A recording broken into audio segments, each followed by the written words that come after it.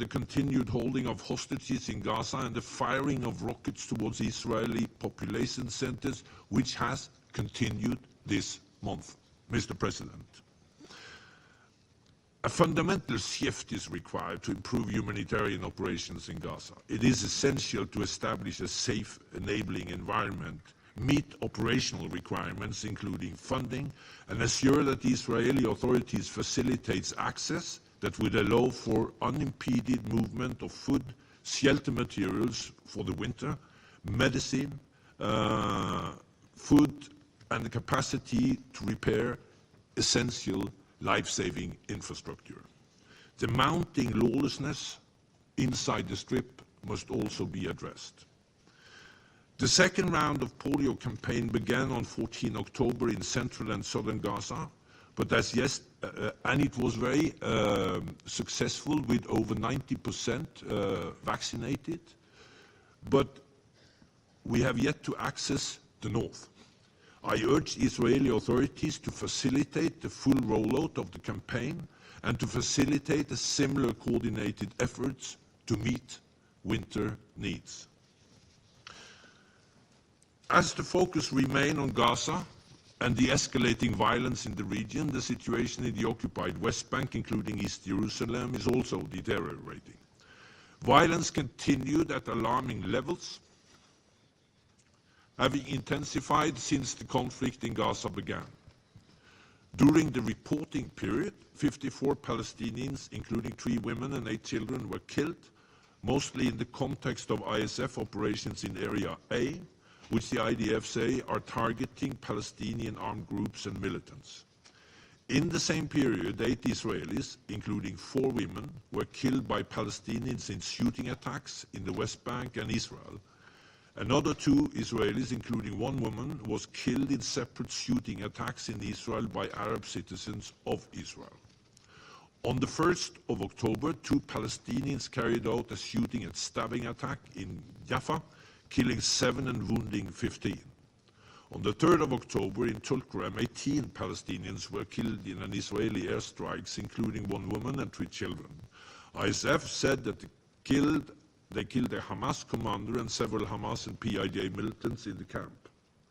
This was the single deadliest such incident in the West Bank in nearly 20 years.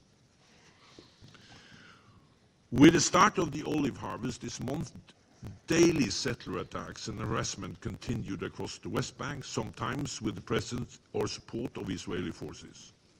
On 17 October, an IDF personnel shot dead a 59-year-old Palestinian woman harvesting olives in the West Bank. The olive harvest is critical to the Palestinian local economy. However, settler violence, along with restrictions on access to land imposed by both settlers and Israeli forces, place it at grave risk. I strongly condemn all acts of violence against civilians, including acts of terror. I call on Israel to protect the Palestinian population and to hold perpetrators of all violence accountable. I urge security forces to exercise maximum restraints and use lethal forces only when it is strictly unavoidable to protect life. Mr. President, on 28 October, the Israeli Knesset adopted 2 laws on UNRWA, forbidding Israeli state officials from contact with UNRWA or its representatives and prohibiting UNRWA operations within what is referred to as the sovereign territory of the State of Israel. These developments risk the collapse of UNRWA's operational across the occupied Palestinian territory and severely undermine humanitarian operations in Gaza, which rely on UNRWA. These bills are set to go into effect in 90 days. The right of Palestinian refugees were set out in a General Assembly resolution that predates the creation of UNRWA. Unilateral steps, such as legislation, which seeks to not only undermine UN mandate work, but threaten to further set back a political resolution to the conflict on the basis of UN resolutions and international law, must be avoided. Mr. President, the confluence of challenges across the region requires us to act with urgency to cease hostilities and de-escalate. We must have a ceasefire now. We must have release of hostages in Gaza now. Without a ceasefire, the fundamental shift required to scale up humanitarian assistance that can meet the current catastrophe in Gaza and to improve the situation for the humanitarian deliveries. We must also concretely advance a political resolution to the Israeli-Palestinian conflict, including by seizing irreversible and unilateral steps on the ground that undermine two-state solution. We urgently need a set of understandings to establish a political and security framework in Gaza in line with the principles I've outlined repeatedly to this Council. This framework must facilitate a Palestinian government structure that can reunify Gaza and the occupied West Bank, including East Jerusalem, politically, economically, and administratively, with no reductions in its territory, with no displacement of Palestinians from the Strip. All efforts to these ends must be prioritized. I'm very concerned that facts on the ground are being established that will undermine these core principles for years to come. This includes the attempt by Israel to dismantle UNRWA. I have repeatedly said there can be no long-term solution in Gaza that is not political. There must be a path to the end of the occupation and achieve a two-state solution. Mr. President, finally, Israelis and Palestinians don't deserve this unrelenting conflict that has ruined countless lives. They deserve a better future, one without open-ended conflict, occupation, and a regional war. We must do everything in our power to chart a course towards a just and lasting peace that will enable two-state solution and on the basis of UN resolution, previous agreements, and international law, with Jerusalem as the capital of both states. The UN stands ready to support all these efforts. I thank you. I thank Mr. Tor Wensland for his briefing. I now give the floor to the permanent observer of the Observer State of Palestine. Mr. President, allow me at the outset to thank you for your decision to personally preside over this meeting and to express our appreciation to the ministers who are taking part in this open debate. Allow me also to thank the briefer, Mr. Tor Wensland, and through him, the United Nations, as our organization continues trying to uphold its sacred mandate despite repeated Israeli attacks against the UN, its Secretary General, and its personnel. Mr. President, in the words of the UN High Commissioner for Human Rights, and I quote, "The darkest moment of the Gaza conflict is unfolding in the north of the Strip, where the Israeli military is effectively subjugating an entire population to bombing, siege, and risk of starvation. The Israeli government's policies and practices in northern Gaza risk emptying the area of all Palestinians. We are facing what could amount to atrocity, crimes, including potentially extending to crimes against humanity," end of quotation. The acting Under-Secretary General for Humanitarian Affairs concluded on her part in the Security Council recently, and I quote, the entire population of North Gaza is at risk of dying. End of quotation. Take a moment to grasp what that means. The entire population of North Gaza is at risk of dying. Hundreds of thousands of Palestinians are at risk of imminent death, faced with the death penalty for refusing to leave their land. I sat in the Security Council week after week, stood before the General Assembly week after week, hoping to be able to tell my people that help is on the way.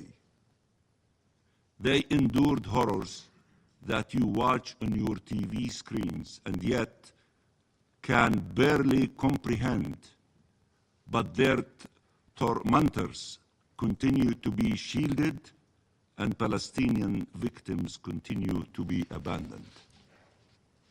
There is a lot of solidarity and empathy in this council and in these halls and around the world. Many countries are taking bold initiatives for justice to prevail, and we are grateful to all of them.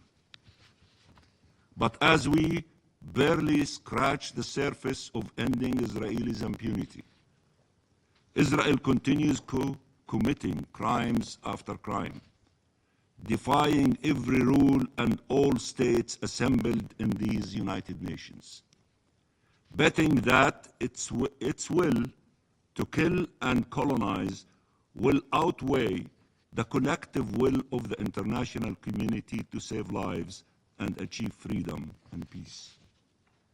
Palestinians are besieged, bombed and starved, blamed for being killed. They have nowhere to go, and they know that if they leave, they will not be allowed to return. Israel denies that it is implementing the very plan you see it deploying before your eyes. It is outraged to be accused of crimes it has already confessed to. Israel wants to rewrite international law to consider that indiscriminate killing, targeting of civilians, including humanitarians and doctors and journalists, starvation as a method of war, arbitrary detention, abductions and torture, willfully causing great suffering or serious injury to body and health, wanton destruction, forcible displacement and colonizations are all legal as long as they are committed by Israel. They are barbaric only if committed by others.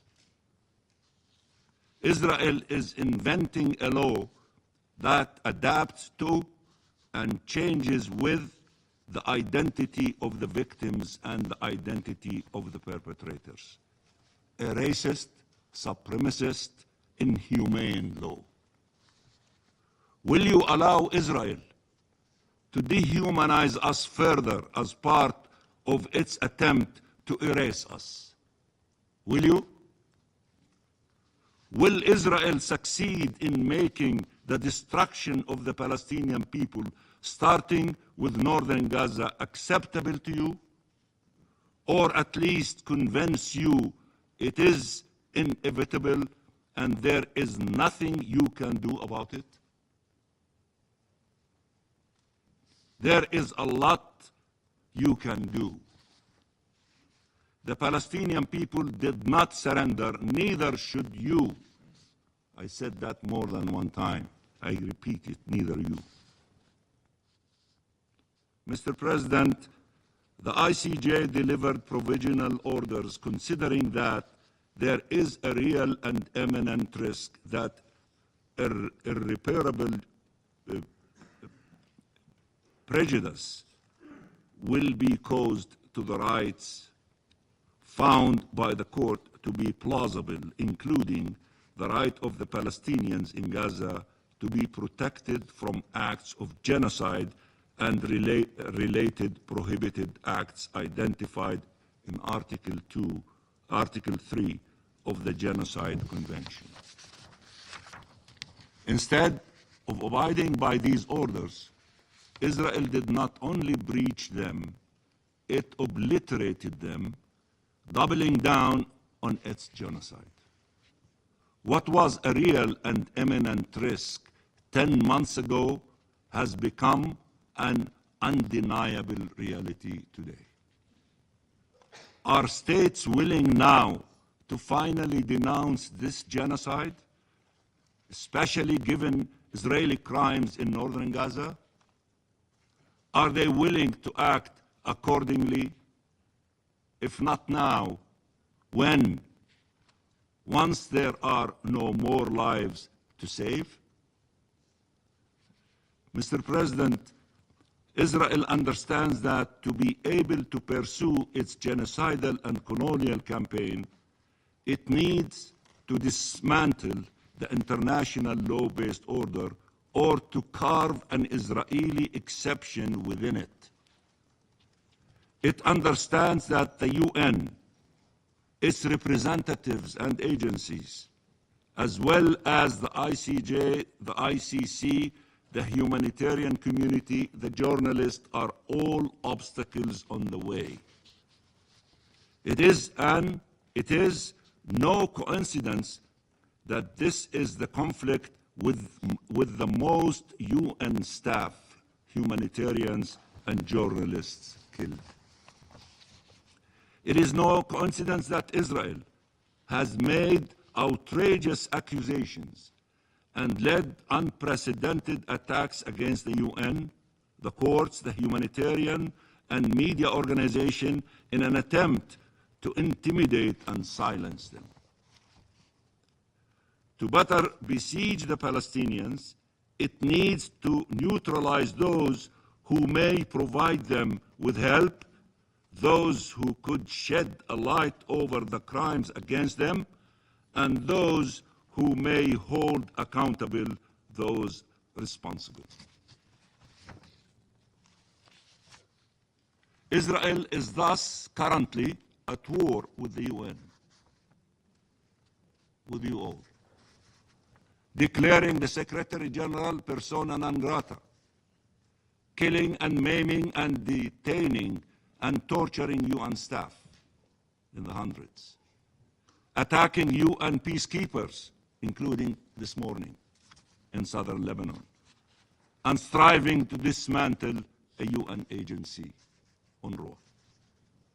The legislation passed yesterday to destroy UNRWA's ability to serve Palestine refugees, but also its ability to help the Palestinian civilian population in Gaza survive, constitutes a new level in this war against the UN and an integral part of the all-out assault on the Palestinian people and their presence in their land, in their homeland. The entire world rose to the defense of UNRWA. The coalition to defend UNRWA at the UN is beyond 124 or 125 member states in the last few months, recognizing its vital role in providing life-saving assistance to generations of Palestinian refugees, insisting it is the backbone of the humanitarian response in Gaza and emphasizing its role as a pillar of regional stability and a lifeline of hope. Yesterday, countries around the world responded to the Israelis' legislation with statements of condemnation and outrage. And yet, Israel still sits among us and utilizes its seat to incite against the UN here. And an incitement that translates in attacks and killing and maiming of UN personnel and the bombing of UN shelters and facilities there. When will the condemnations lead to action and accountability? When? Israel is waiting to see the international response to its actions, and in the absence of deterrence, Israel will move on to the next chapter of its crimes. The genocide is only possible because of impunity. Genocide is only possible because of impunity. Israel has crossed every red line, broke every rule, defied every prohibition. When is enough really enough? When are you going to act? Mr. President, this seat where I sit, where I am sitting, belongs to the Palestinian people. This seat where I'm sitting behind the state of Palestine belongs to the Palestinian people, to every one of the millions of Palestinians. The Palestinian people who are besieged, bombed, and starved as we speak. 43,000 have been killed by Israel and are accounted for. Many more are unaccounted for under the rubble, buried under the rubble and in mass graves. 100,000 Palestinians have been maimed, many of them enduring permanent disabilities or amputations. 2 million are displaced. Entire communities endure successive attacks by occupation forces and Israeli settlers. Thousands of prisoners are arbitrarily detained, brutally assaulted, some raped, others killed while in detention, and there is still now no end in sight for their agony. We salute them from this chamber. They are the bravest among us. When council members speak, they should address them, all of them, every single Palestinian. Not me. I will vacate this seat now with one last message. This seat is not empty. It is filled with people enduring unspeakable pain that cannot reach you. You have to reach them. You are the Security Council. You have to reach every single person who is in pain among the Palestinians. That is your duty. Reach the child who, after being amputated and having lost his parents, finds himself in a tent, still under the bombs and with nothing to eat. The mother who still talks to her little child, imagining he could still be alive after months under the rubble. The father who left to find food for his family, only to return to find them all killed. Talk to them. Tell them what you intend to do. Tell them what you intend to do. Or tell them they are left alone to die. Honor the memory of those killed and save those who can still be saved by deciding on an immediate and unconditional ceasefire and the provision of life-saving assistance, while all efforts continue to ensure implementation of this Council's resolutions. By ending impunity and ensuring accountability, by finally bringing to an end this terrible injustice, let your actions match your words. Stop this genocide or forever remain silent. Thank you, Mr. President. Je remercie. I thank the permanent observer from the Observer State of Palestine for his statement, and I now give the floor to the representative of Israel. Thank you, Mr. President. Just a few days ago, many of you heard the testimony delivered by freed hostage Amit Susana here in the UN. She recounted her ordeal in chilling detail. Chained alone by the ankle, unable to move, and repeatedly sexually assaulted by a Hamas terrorist guard. She was forced to enter the bathroom at gunpoint. Her guard subjecting her to disturbing questions and violations, knowing full well what was going to happen next. After the assault, she was forbidden even to cry or show emotion. In her appeals to member states, she begged for urgent action to secure the release of others still held captive, warning against the blind eye she feels has turned to their suffering. Given how little the hostages are mentioned by so many, it seems the blind eye she pleaded you not to turn is still blind to their suffering. However, we will not look away. We will not forget. To any hostage who might hear me, we will never forget you, never abandon you, and never stop until you are all safely home. Colleagues, each of you will speak today about UNRWA, but I have been speaking about the UNRWA's infiltration for years. In the last year, we have exposed UNRWA Gaza as a terrorist front, camouflaged as a humanitarian agency. Its payroll resembles a most wanted list rather than an aid organization. The scandals which have exposed UNRWA Gaza are almost too many to count. Nearly every time we gather here, I have new outrageous information to share on UNRWA. Less than 2 weeks ago, I shared that an UNRWA clinic was acting as a weapons storage and launch site, disguised by the blue banner of the UN. Less than a week before that, we exposed that the head of their teachers' union in Lebanon moonlighted as a Hamas commander. Or more accurately, he was a Hamas terrorist moonlighting as an UNRWA teacher. Now I can share the details of the elimination of Muhammad Abu Itiwi. He had been employed by UNRWA since July 2022. It therefore cannot be a shock that he was also a commander in Hamas's vile Nukba forces.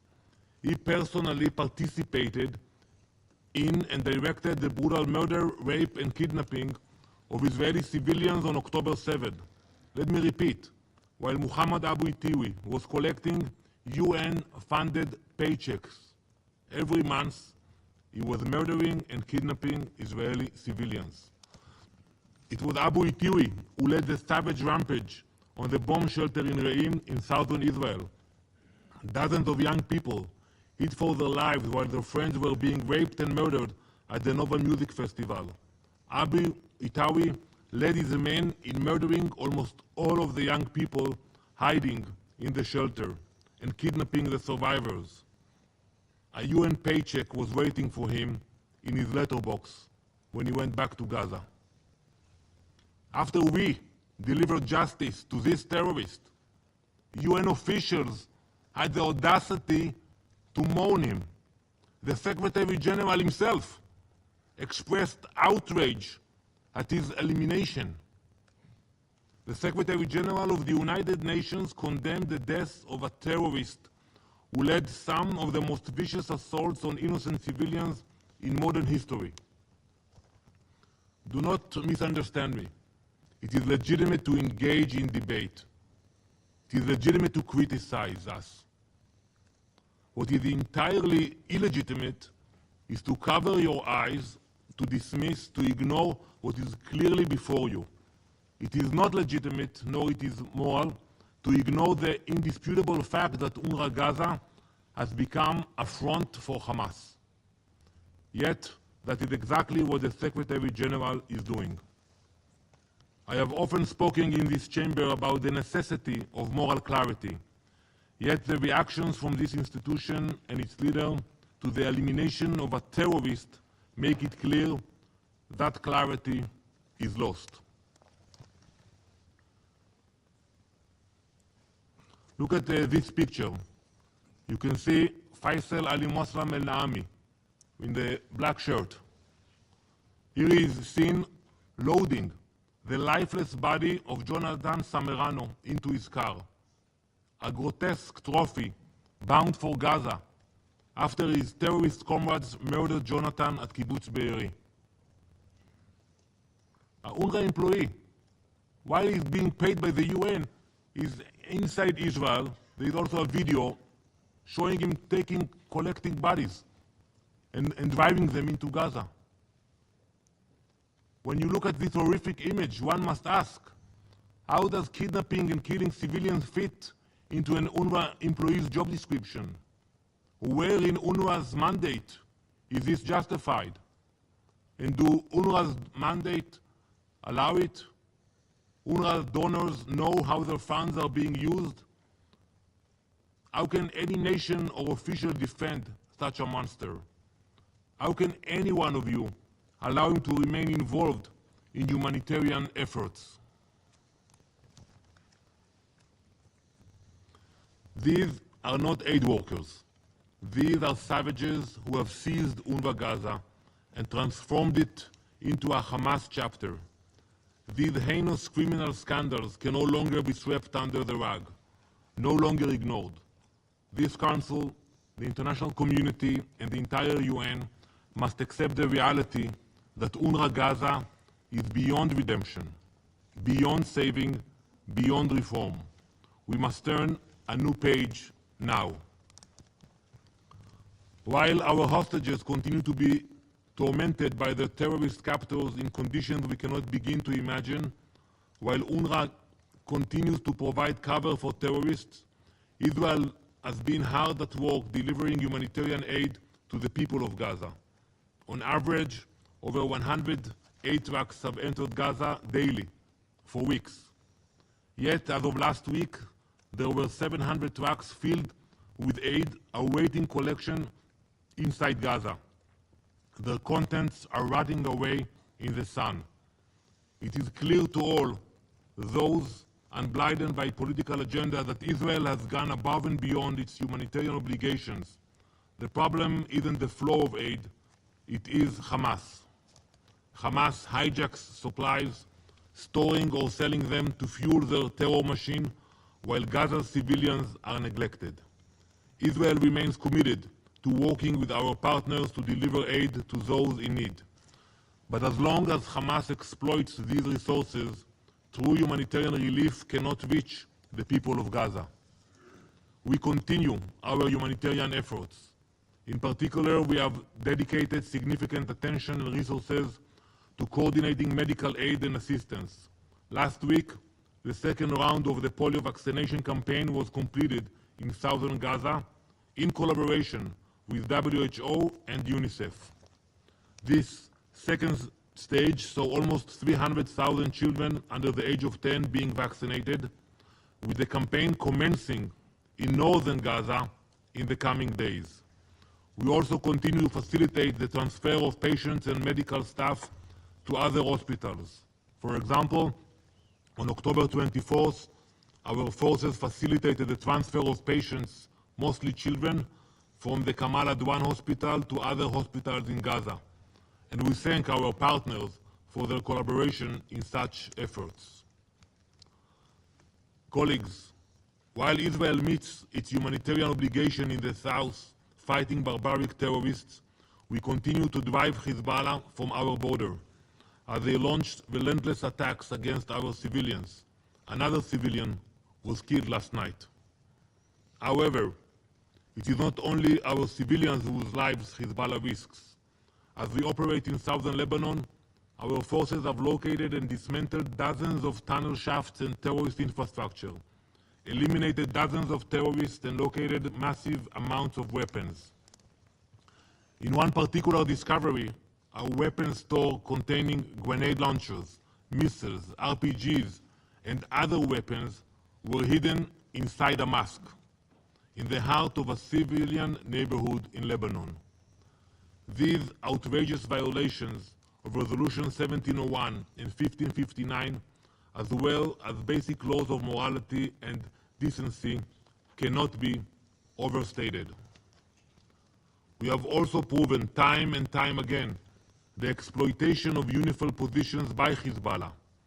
We have presented mountains of evidence of Hezbollah, tunnels, bases, weapons, and observation posts placed within meters of UNIFIL bases. This situation cannot continue. UNIFIL neglected its reporting obligations on these flagrant violations for the past 2 decades. There must be change, and that change can only begin when we uproot Hezbollah from southern Lebanon, protecting Israeli and Lebanese civilians, along with the peacekeepers themselves. The Council must remember that the enemies we face do not care for human life. They do not care for the well-being of those they pretend to protect. They have only one aim: death and destruction. We have been under attack from 7 fronts for over a year now. We will continue to carry out all necessary operations in accordance with international law to ensure the safe and secure return of our 70,000 internal refugees. Mr. President, as we approach the 77th anniversary of the vote on the UN partition plan, some are under the impression that the UN somehow gifted Israel to the Jewish people, and that this gift must now be placed under a microscope. But make no mistake, you gifted us nothing. The land of Israel has been our homeland for over 3,000 years. That UN resolution was accepted by Israel, but was immediately rejected by the Arab states. Not only was it rejected, but it was also used as an opportunity to launch an invasion. They had every intention to wipe us from the face of the earth. Yet it was our strength, our resilience, our commitment that saved us from extermination. Today, that very same strength, resilience, and commitment empowers us once more, driving us to stand against the barbarism and evil which seeks to destroy us again. Do not forget, Israel was forged through our sacrifice, our blood, not your words. While our state is no longer an infant, we still face new and constant threats from those who desire our extinction. The international community should correct historic wrongs and support us in our efforts to defend our state and people. It must not continue to unfairly scrutinize Israel and enable the terrorists who still to this day hold our civilians hostage. To conclude, I would like to ask each of you to take a moment, not now, later today when you go back to your residence, put yourselves in our shoes. Imagine for a minute your country, surrounded on all sides by enemies attacking your people, your families, your homes, striving for your destruction. Ask yourselves frankly, what would you do? Thank you, Mr. President. Je remercie. I thank the representative of Israel for their statement. I shall now make a statement in my capacity as the Federal Councillor and Head of the Federal Department of Foreign Affairs of Switzerland. Dear colleagues, excellencies, ladies and gentlemen, violence continues to fuel violence in Israel, in Gaza, in the West Bank, and in East Jerusalem. This spiral of violence is now impacting the entire region. This dynamic of conflict has lasted for decades and unfortunately has worsened since the Hamas terror attacks against Israel on the 7th of October 2023. We are now beyond the bounds of all humanity. Since then, this Council has adopted 4 resolutions which Switzerland has endorsed. They have called for the immediate and unconditional release of hostages, for a ceasefire in Gaza, for respect for international law, for the protection of civilians, and for unfettered access for humanitarian aid. Yet, none of these resolutions has been implemented. This undermines the credibility of this Council. The Geneva Conventions and international law are regularly flouted by all state and non-state actors. This is unacceptable. More than a year after the 7th of October 2023, Hamas is still holding 97 hostages and is indiscriminately pursuing hostilities against Israel. More than a year after these acts of terror, regional escalation could not be prevented. Ladies and gentlemen, dear colleagues, to call time and time again on the parties in the conflict to respect and to implement this Council's decisions is an exercise which is becoming meaningless. This is a genuine tragedy given the growing need to implement our decisions. To launch such appeals does not mean much if all of us, those of us in this room and those on the battlefield, are not living up to our responsibilities. That is a responsibility we bear as signatories to the Geneva Convention. We need strong determination by all high contractors' initiative for a political solution to the alarming situation in Lebanon.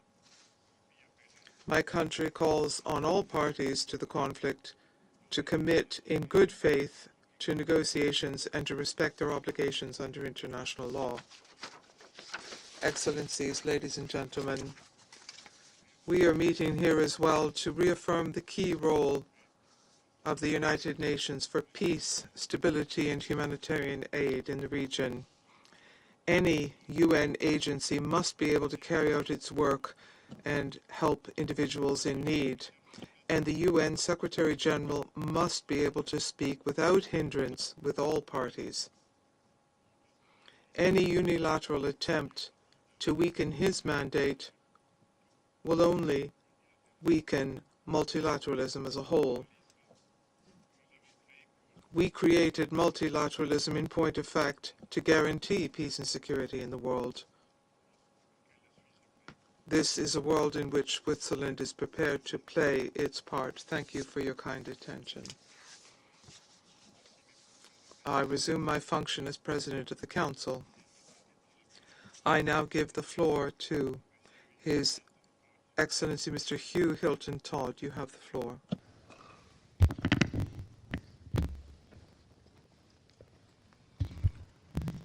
Thank you, Mr. President. I would also like to thank the Special Coordinator, Tor Westland, for his briefing. Mr. President, the war in Gaza has set several new and unacceptable bars. Among them, a rapid decline in the nutritional status of the population in Gaza, not seen anywhere else on the globe. The highest number of humanitarian workers killed in a single conflict globally.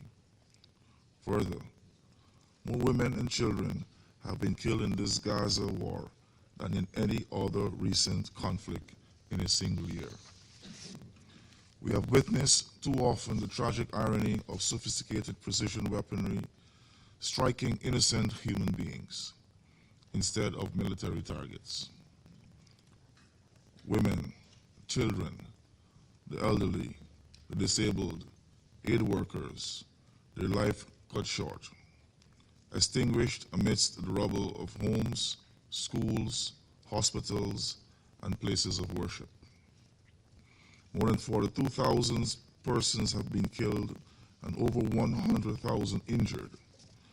Among the dead, at least 13,000 children, nearly 1,000 of them below the age of 1 year. Mr. President, Guyana remains deeply troubled by the ongoing situation in North Gaza, where the population has been under siege and subject to a bombing campaign for more than 3 weeks. We share the concern of the United Nations Human Rights Office that Israeli military action in the northmost governorate of Gaza may be causing the destruction of the Palestinian population. We call on Israel to comply with its obligations under international law regarding the protection of the inhabitants of the territory which it is illegally occupying, as determined by the International Court of Justice. All this is happening in full glare through an unprecedented flow of information in real time about the atrocities being perpetrated. The world today is much better positioned than we were 30 years ago. For example, to act based on real-time information. Against this reality, inaction in the face of such overwhelming human suffering to which we are witness every single day cannot be justified. Guyana appeals to this Council to unite to halt the unceasing onslaught of the Palestinians in Gaza and to help de-escalate and stabilize the situation in the wider Middle East. To do otherwise would be to abrogate our primary responsibility for the maintenance of international peace and security. Mr. President, the hopes for peace for Palestinians are to be extinguished even as the risks to peace for Israelis continue to mount. We are concerned that the prospects for the future of peace in the Middle East will further be endangered if the persistent cycle of violence and recrimination is not curtailed. We also caution against the perils attendant upon the othering of people, which, as history has shown, could engender the most egregious violations of human rights. The Security Council, aided by international law, has a duty to act on the side of peace and justice and in favor of a two-state solution. Mr. President, the bills passed in the Israeli parliament yesterday regarding UNRWA's operations in occupied Palestinian territory gave cause for grave concern. They risk compounding the oppression of the Palestinian people. Should UNRWA be dismantled, the implications would be devastating for the millions of Palestinians who depend on its life-saving services in the absence of an independent Palestinian state. UNRWA's mandate was created by the General Assembly and can therefore only be altered by that body. We urge careful consideration by all concerned of the implications of unilateral action in a sensitive case. Mr. President, I conclude by underscoring the following 3 points. First, achieving a ceasefire is now more urgent than ever, and the Security Council must immediately rise to the occasion. Second, it is equally urgent to secure the release of Israeli hostages in Gaza, as well as the release of Palestinian civilians, including children, who have been arbitrarily detained in Israel. Third, we must urgently address the unprecedented humanitarian situation in Gaza.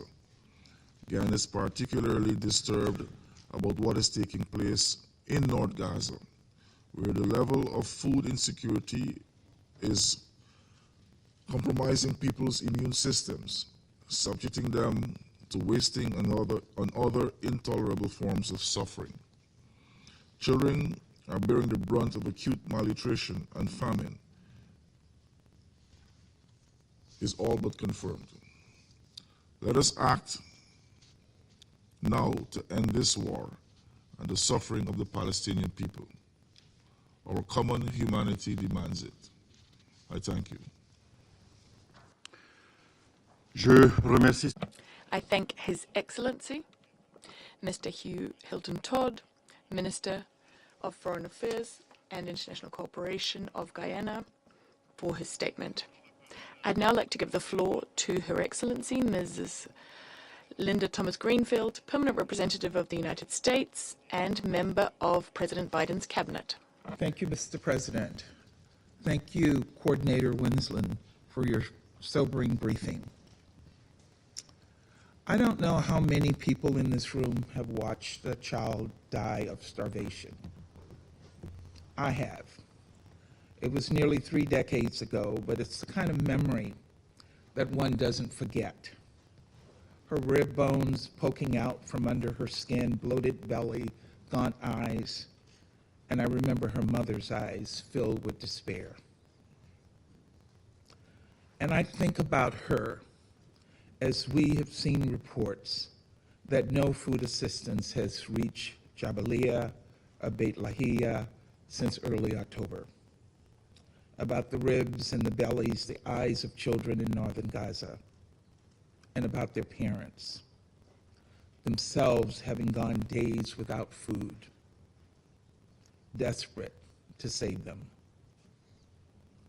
This unimaginable suffering was set in motion by Hamas on October 7th, and the United States has not been shy about criticizing this council's failure to condemn Hamas's atrocities and repeated violations of international law.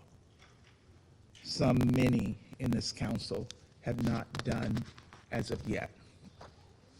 At the same time, the United States has made clear to Prime Minister Netanyahu that 1 year into this conflict, Israel must address the catastrophic humanitarian crisis in Gaza, that the United States rejects any Israeli efforts to starve Palestinians in Jabalia or anywhere else, and that Israel's words must be matched by action on the ground. Right now, that is not happening. This must change immediately. The U.S. has stated clearly that Israel must allow food, medicine, and other supplies into all of Gaza, especially the north, and especially as winter sets in, and protect the workers distributing it. In this regard, I reiterate our deep concerns about legislation adopted by the Knesset regarding UNRWA. There is no denying the fact some UNRWA personnel were involved in the October 7 attacks. This council heard directly from families of hostages taken into Gaza by UNRWA staff, as we just heard from the Israeli ambassador. UNRWA itself has confirmed that there were some Hamas members found among its personnel.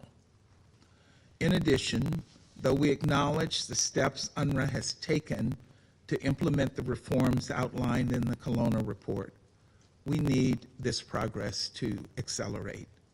And we call on the Secretary General to create a mechanism to review and address allegations that UNRWA personnel have ties to Hamas and other terrorist groups.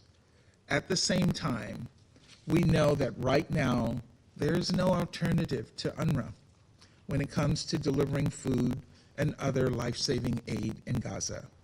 Therefore, we have concerns about this legislation being implemented. Instead of speaking at one another, Israel and the UN must speak to one another to address the fears that led to the Knesset's legislation and to ensure that UNRWA can fulfill its critical mandate, rebuild confidence in its mission, and the hundreds of staff who are not associated with Hamas. In addition, as President Biden has reiterated, Israel must conduct its operations in Gaza in a way that protects civilians and adheres to international law. Efforts by the Israeli government to facilitate humanitarian assistance is appreciated, but much more has to be done. We all know that Hamas uses schools, it uses hospitals, and ambulances to hide weapons and fighters. But harrowing reports of medical staff being arrested by Israeli forces at hospitals in northern Gaza are also deeply troubling. We urge Israel to publicly address these allegations immediately. And we reiterate there must be no forcible displacement, no reoccupation, and no territorial reduction of Gaza, period. Colleagues, in addition to sounding the alarm over the urgent humanitarian situation in Gaza, we must also not ignore the rising violence in the West Bank. Israeli authorities must intervene when extremist settlers launch attacks and hold perpetrators to account. The United States will continue to sanction actors that commit and enable violent activities or foment extreme instability and violence against civilians in the West Bank. What's more, the United States has been clear. The Israeli government's settlement program is inconsistent with international law and harmful to the prospect of a two-state solution. So too is undermining the West Bank's economy. We urge Israel to release withheld clearance revenues and extend waivers for Israeli banks, helping maintain correspondent banking relationships with the Palestinian equivalents, especially given assessments that these institutions can adequately prevent money laundering and financing of terrorism. Colleagues, I know it feels impossible with so much suffering now to think about the day after, but we must reject the false choice between alleviating pain today and preventing it tomorrow. The elimination of Sinwar, along with much of Hamas's senior leadership and terrorist infrastructure, presents an opportunity for the parties to re-engage and, most importantly, finalize a ceasefire deal with hostage release consistent with Resolution 2735 to begin taking steps to achieve a day after in Gaza without Hamas in power, terrorizing Israelis and Palestinians alike, and to work toward a political settlement that provides a better future for Israelis and Palestinians. Let me just say here, diplomacy does work, but it takes a lot of work to get there, and we have to continue to put our efforts behind the diplomatic efforts that are currently being pursued. We have the urgent responsibility to stop the suffering of Palestinian civilians and to secure the release of hostages, to alleviate their suffering and that of their families, to make the most of this moment and ensure the parties to the conflict do the same. Thank you, Mr. President. I thank Her Excellency, Mrs. Linda Thomas-Greenfield, for her statement. I now give the floor to the representative of Algeria. Monsieur le Président, Excellence, Monsieur. President, Your Excellency, Ignacio Cassis. I would like to thank you for convening this meeting of the Security Council. And we extend our sincere thanks to Mr. Wensland for his briefing. For over a year now, the Middle East, and Palestine in particular, have been gripped by worsening violence. The brutal Israeli aggression escalates daily, spilling over into Lebanon, into Syria and beyond, a real threat to regional stability, as well as international peace and security. We witness entire communities facing death, starvation, and outbreaks. Land desecrated, and international law rendered meaningless. Indeed, the framework our predecessors built after World War II is crumbling before our eyes, unable to stand against an Israeli power shielded from accountability and enjoying total impunity. Today, unfortunately, we live in a world where might overwhelms right. Mr. President, as stated in different reliable reports and confirmed by Mr. Winnesland today in his briefing, the situation in northern Gaza is beyond catastrophic. Just yesterday, in Gaza, Israeli forces struck a building in Beit Lahya, leaving at least 60 Palestinians killed, including at least 25 children.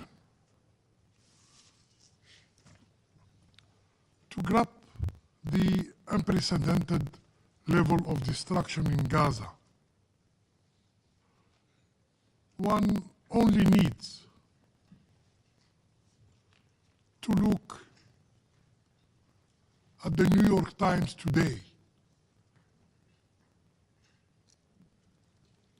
It's hard to find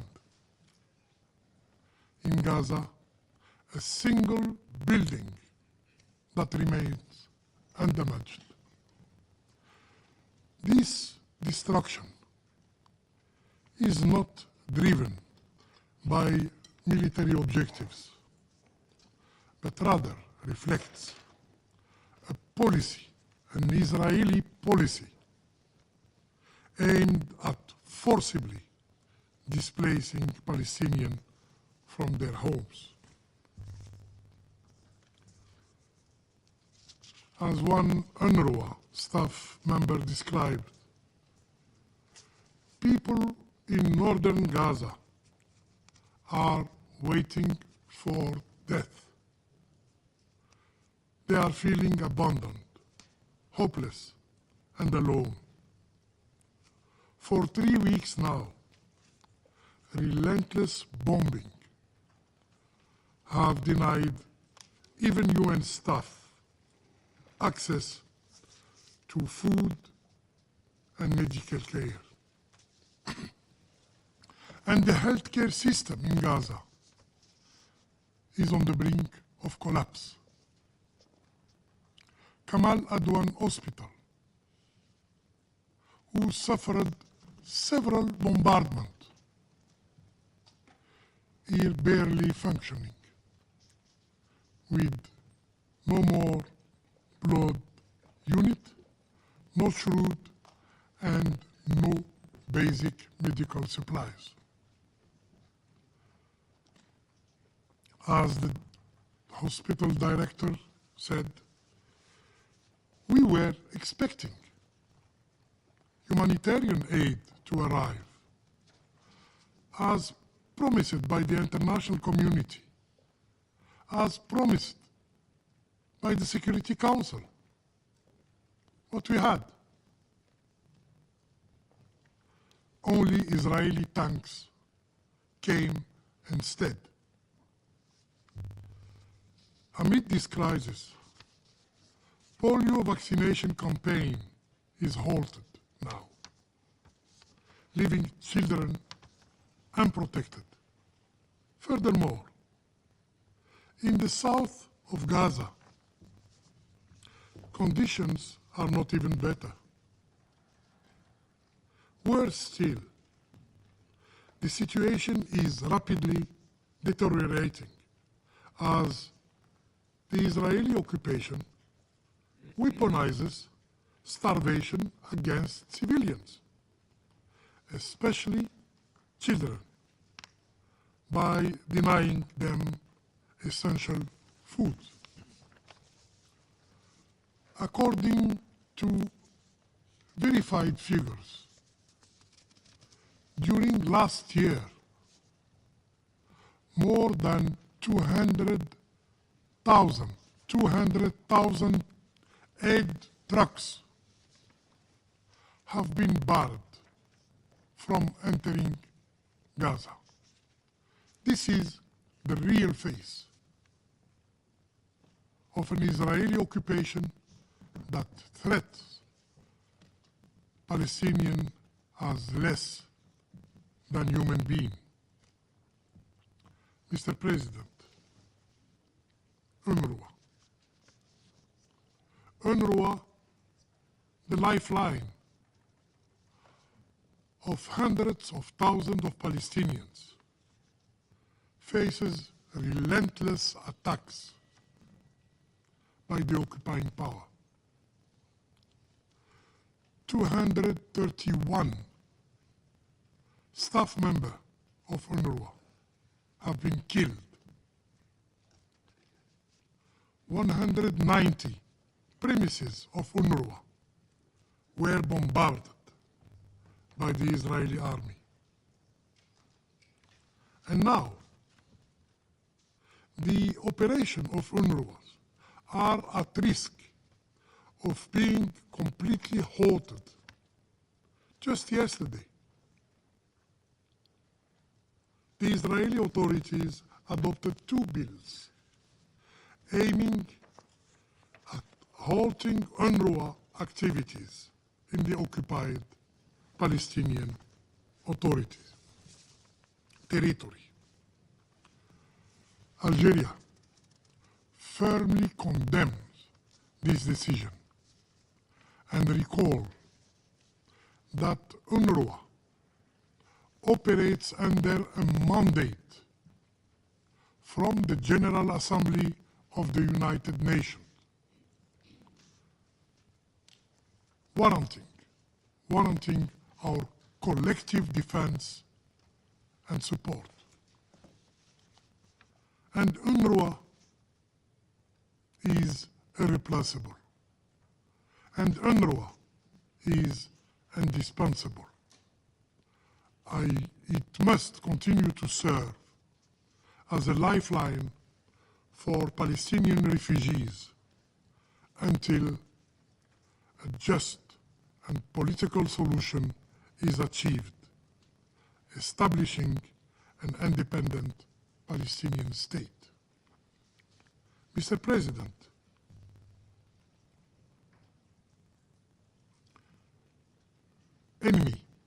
enemy of transparency and accountability. The Israeli authorities attempt now to obscure the truth after outright denying its crime. It has even dared to threat our multilateral bodies dealing with its flagrant violation of international law, of international humanitarian law, some of which these multilateral bodies regrettably have succumbed to this pressure. As global conscience increasingly reject images of death and destruction, calling for an end of the Israeli and occupier unchecked actions, suppressing this image from the media, from reaching the world, have become a priority of the Israeli authorities. In fact, the occupying power endeavors relentlessly to hide its crime from scrutiny and from international justice. Foreign journalists are now barred from entering Gaza, not for 1 week, not for 1 month, but for more than 1 year. Moreover, the few Palestinian journalists who remain in northern Gaza find themselves in the crosshair of the Israeli occupation. Just last week, 6 journalists were accused of being terrorists by night to justify their killing later. This is a policy we have seen used, costing the life of already over 168 journalists in Gaza, and now tens of them in Lebanon. This cruel reality was exposed by the UN Special Rapporteur on freedom of opinion and expression, who have said, and I quote, "Targeting journalists is a strategy by Israeli authorities to obstruct the documentation of crimes," end of quote. Yet, the truth cannot be erased. It lies, breaks through, clear for all to see. But, where are the voices of those who once claimed being champions of freedom of speech, of freedom of information? Why this silence in the face of such blatant transgressions? Mr. President, unfortunately, our recent deliberations have reduced Palestinian nightmare, Palestinian suffering, into a mere count of aid drugs. However, the source of the suffering of the Palestinian people is not just a humanitarian crisis. It is a political crisis rooted in decades of occupation, decades of oppression,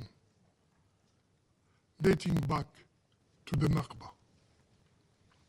In this regard, the international community failure to uphold their inalienable right have deepened the strategy, the tragedy. The core issue in the Middle East is the occupation, is the oppression. Only by addressing this root cause, we can hope for just and lasting peace in the Middle East. Let's work together to impose, yes, to impose an immediate and unconditional ceasefire in Gaza, in Lebanon, and to launch a genuine peace process that brings an end to the occupation of Arab land. I thank you. I thank the representative of Algeria for his statement.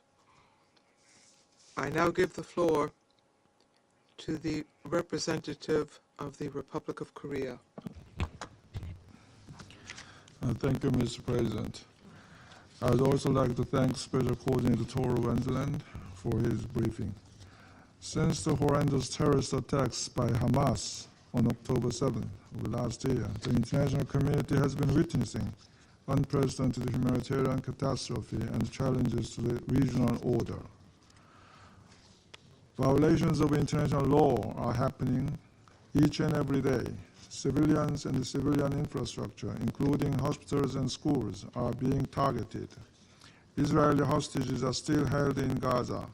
The delivery of humanitarian aid is not ensured as hunger surges.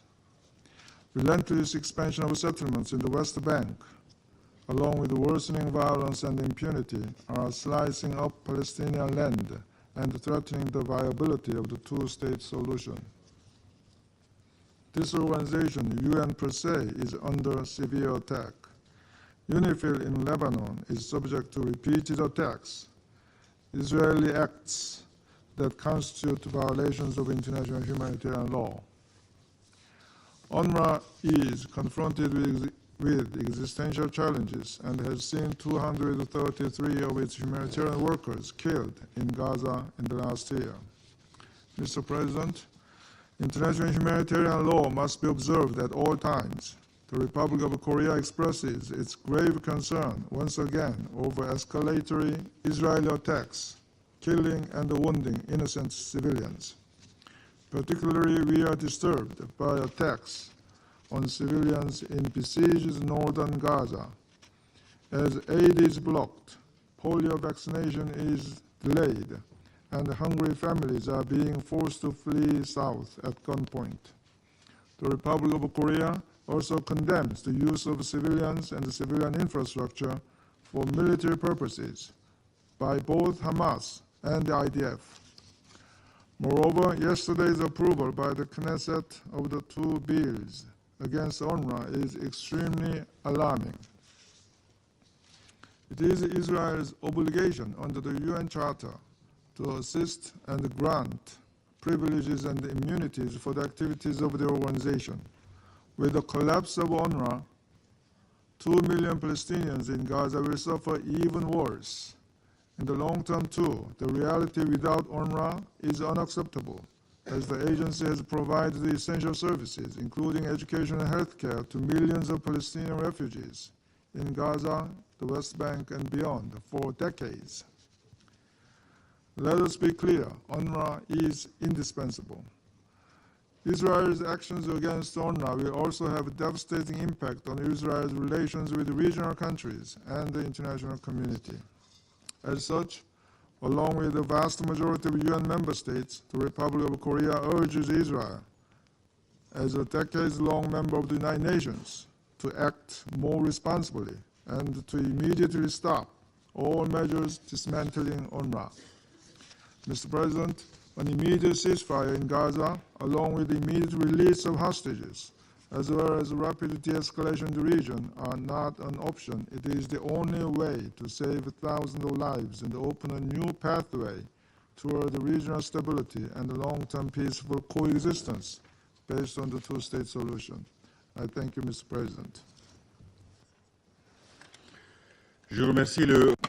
I thank the representative of the Republic of Korea, and I now give the floor to the representative of the Russian Federation.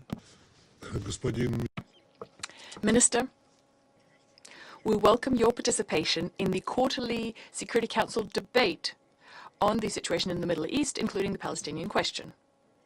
We'd like to thank the Special Coordinator on the Middle Eastern Peace Process, Mr. Tor Wensland, for his overview and assessment of the situation in the Middle East in the context of the unprecedented uptick in pan-regional confrontation and violence, at the center of which lay and lies the most long-standing of the regional conflicts, the Israeli-Palestinian one.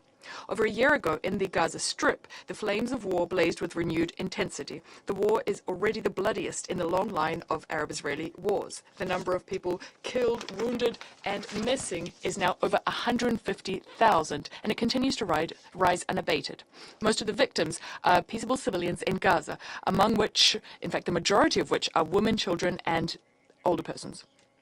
Day in, day out, in the north of Gaza, there are reports of airstrikes on IDP and refugee camps.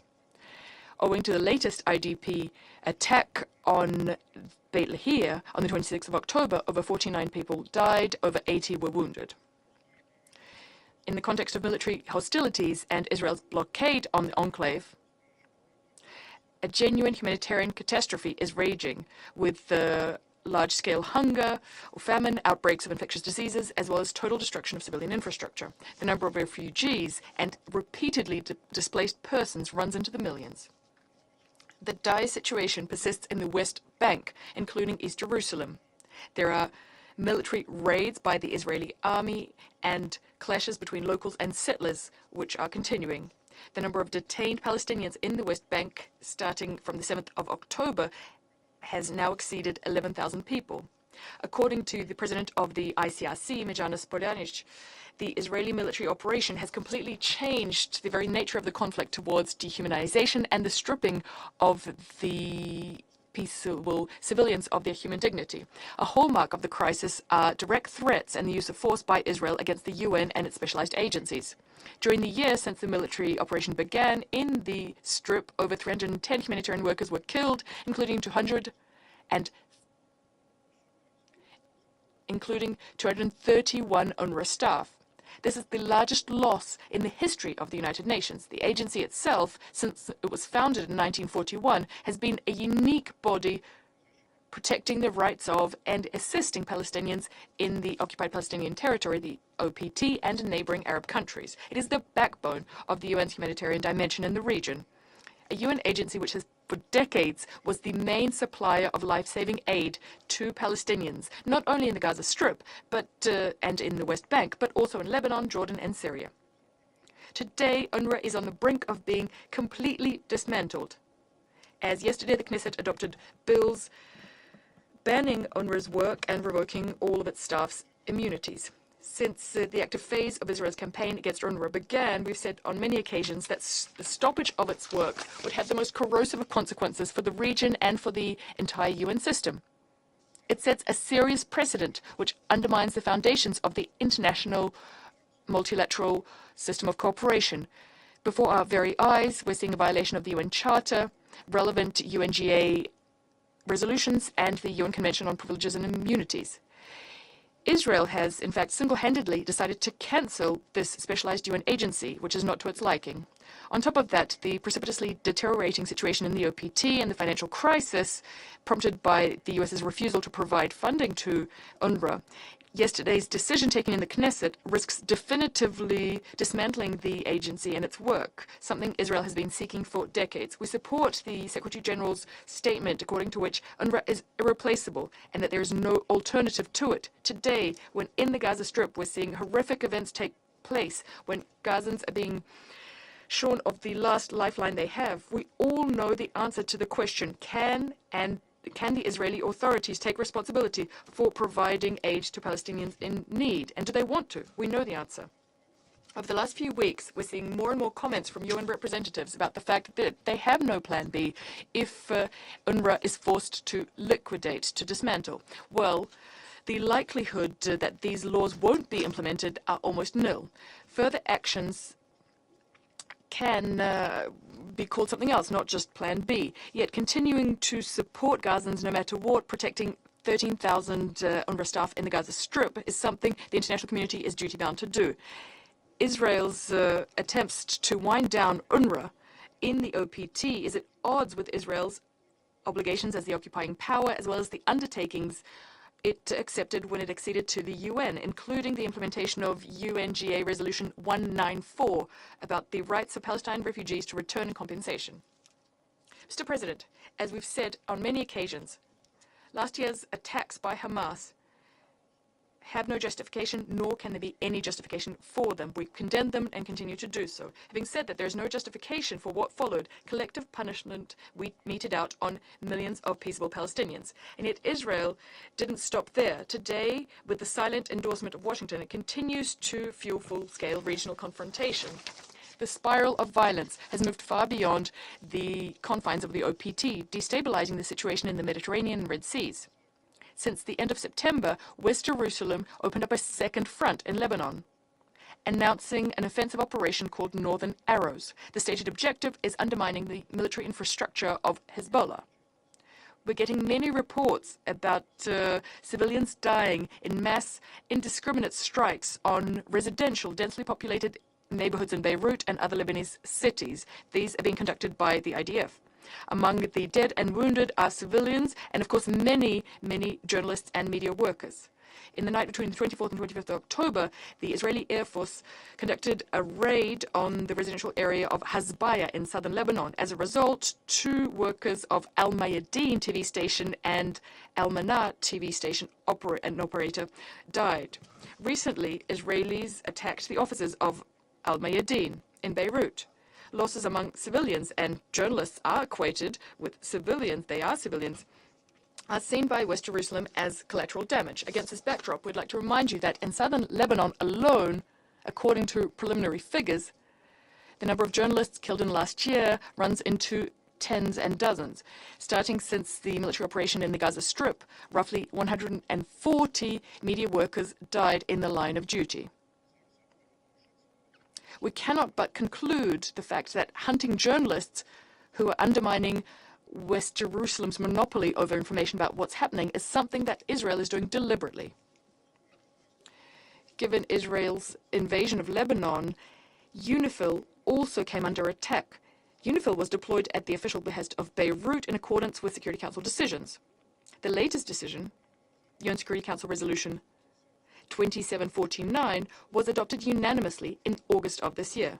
Despite this fact, between the 10th and 17th of October 2024 alone, IDF attacked the Blue Helmet positions several times, including using tanks and weapons containing toxic substances. As a result, at least 20 people were hurt. We therefore share the assessments given by the UN. The frequency and the nature of such attacks attest to the fact that Israel is willfully trying to create threats to the life and security of peacekeepers, so as to force these peacekeepers to leave. Having said that, the Israeli leadership are demanding that peacekeepers exit, ignoring the fact that such a decision can only be taken by the Security Council, which determines the mandate and the modalities of UNIFIL's work, as well as by the Lebanese government as the host country hosting peacekeepers on its territory. Mr. President, the ongoing crisis in the OPT and in Lebanon has been a catalyst for a sharp flare-up in the widening confrontation on the brink of which now stand Jordan, Egypt, Iraq, Syria, and Yemen. The U.S.-Israeli tandem is trying very hard to drag Iran into this confrontation as well. The catastrophic consequences of such a scenario, catastrophic for the stability and security of the region at large, were discussed in detail yesterday in this chamber. We've said on many occasions that the root causes of repeated flashes of violence are the following: the fact that the Palestinian-Israeli conflict hasn't been settled as per UN Security Council and GA decisions. Since the very beginning, this unprecedented crisis, member states of the GA and the Security Council adopted several resolutions to de-escalate the violence in Gaza. Yet, all of these decisions remain dead letter to date. It's an open secret that to this day, these decisions cannot be implemented due to the position of just one state, the U.S. The U.S. is not only providing international diplomatic cover to Israel, it's also dutifully supplying Israel with weapons and intelligence. In parallel, Washington is paralyzing the work of the Council, not letting any decisions that would limit its Middle Eastern allies' free hand in any way. They're not letting such decisions pass. Instead, our U.S. colleagues are imposing on Security Council members their own ideas, which have not garnered support not even of the Israelis, although they're supposed to serve the Israelis' interests first and foremost. I'm referring to the so-called Biden plan for Gaza, which didn't work, as well as the initiative to introduce a ceasefire in Lebanon, which was rejected out of hand by Prime Minister Benjamin Netanyahu. Our U.S. colleagues must stop sabotaging new initiatives in the Council. As recent votes in the General Assembly show, this is what the overwhelming majority of UN member states expects of the US. Are over 40 Palestinians dead not a high enough figure to push Washington to work together with the rest of Security Council members? As we've seen for ourselves many times, any unilateral attempts to secure a truce between Israel and its neighbors without a just solution to the Palestinian question will not bring peace to the Middle East. They will prompt nothing but another cycle of escalation similar to the one we're seeing in the region today. Mr. President, without a doubt, Israelis have a right to ensure their own security. Yet the path thereto lies exclusively through a comprehensive process of Middle Eastern settlement and the realization of Palestinians' lawful right to their own state within 1967 borders with East Jerusalem as its capital. To this end, we must ensure the implementation of relevant UN Security Council resolutions. We need to end the large-scale bloodshed in the region and prevent the Middle East slipping into the abyss of a major war. We insistently urge all parties involved, within the region and beyond it, to exercise restraint, to end violence, and to avert the catastrophic scenario from coming to pass. If we want a peaceful future for Palestine, for Palestinian, Lebanese, Syrian, and Israeli children, we must act now. We must not dither. Otherwise, the poison of violence and revenge will contaminate the region for many years to come, meaning that the region will continue moving from one crisis to the next. I thank you. President, I thank the representative of the Russian Federation for his statement. I now give the floor to the distinguished representative of France. Mr. President, I'd like to thank Mr. Wensland for his briefing. The Security Council must take action so as to put an end to the regional escalation. In Gaza, there is an urgent need to achieve an immediate and permanent ceasefire. It's the only solution for stopping the humanitarian disaster. All hostages must be released without delay. France condemns Israel's strikes on civilian infrastructure. They are serious violations of the Geneva Conventions. We call on Israel to ensure the protection of all civilians and to lift any impediments to the delivery of aid. France is deeply disquieted by the extreme gravity of the situation in northern Gaza, where famine is already raging. France would like to recall that any forced displacement is a serious violation of international law. France has incessantly condemned the terrorist attacks and the sexual violence committed by Hamas and other terrorist groups on the 7th of October 2023. We'd like to recall our unshakable commitment to Israel's security. Strikes were conducted by Israel on the 26th of October, targeting Iranian military sites. They were conducted in response to Iran's attack on Israel on the 1st of October. It's absolutely vital for all parties involved to abstain from any escalation or action that could exacerbate the extreme tension in the region. In the West Bank and in East Jerusalem, Israel must put an end to its settlement policy. This policy is illegal. The settlers' policy of terror must also cease. France condemns violations of the historic status quo at the holy sites in East Jerusalem, as well as provocations and unilateral measures in the West Bank. We support a Palestinian Authority that's undergone reform, that can shoulder its responsibilities throughout the Palestinian territories, including in the Gaza Strip. France will continue its efforts so as to implement the two-state solution. We will remain proactive, including here in the Security Council, working together with our partners. In Lebanon, yet again, an immediate ceasefire is required. There's an urgent need that we fully implement Resolution 1701 so as to achieve a long-term solution along the blue line, which would ensure respect for Israel's and Lebanon's security. At the behest of the President of the French Republic, France organized an international conference for supporting the people and the sovereignty of Lebanon. This happened on the 24th of October in Paris, together with the United Nations. Participating states heeded the call of the United Nations, pledging $1 billion in aid, including $100 million in humanitarian assistance and $200 million in support for the Lebanese security forces. France is committed to mobilizing 100 million euros and deploying 100 tons of humanitarian cargo. Mr. President, UNRWA is facing existential risks following yesterday's adoption by the Knesset of 2 laws. France calls on Israel not to criminalize the activities of UNRWA and to respect its international obligations vis-à-vis UNRWA and the United Nations. We'd like to reaffirm our support to UNRWA. I thank you. I thank the representative of France for his statement. I now give the floor to the representative of Japan. Thank you, Mr. President. I welcome your convening this important session of the Security Council. I thank Special Coordinator Westland for his sobering briefing. One destructive year has passed.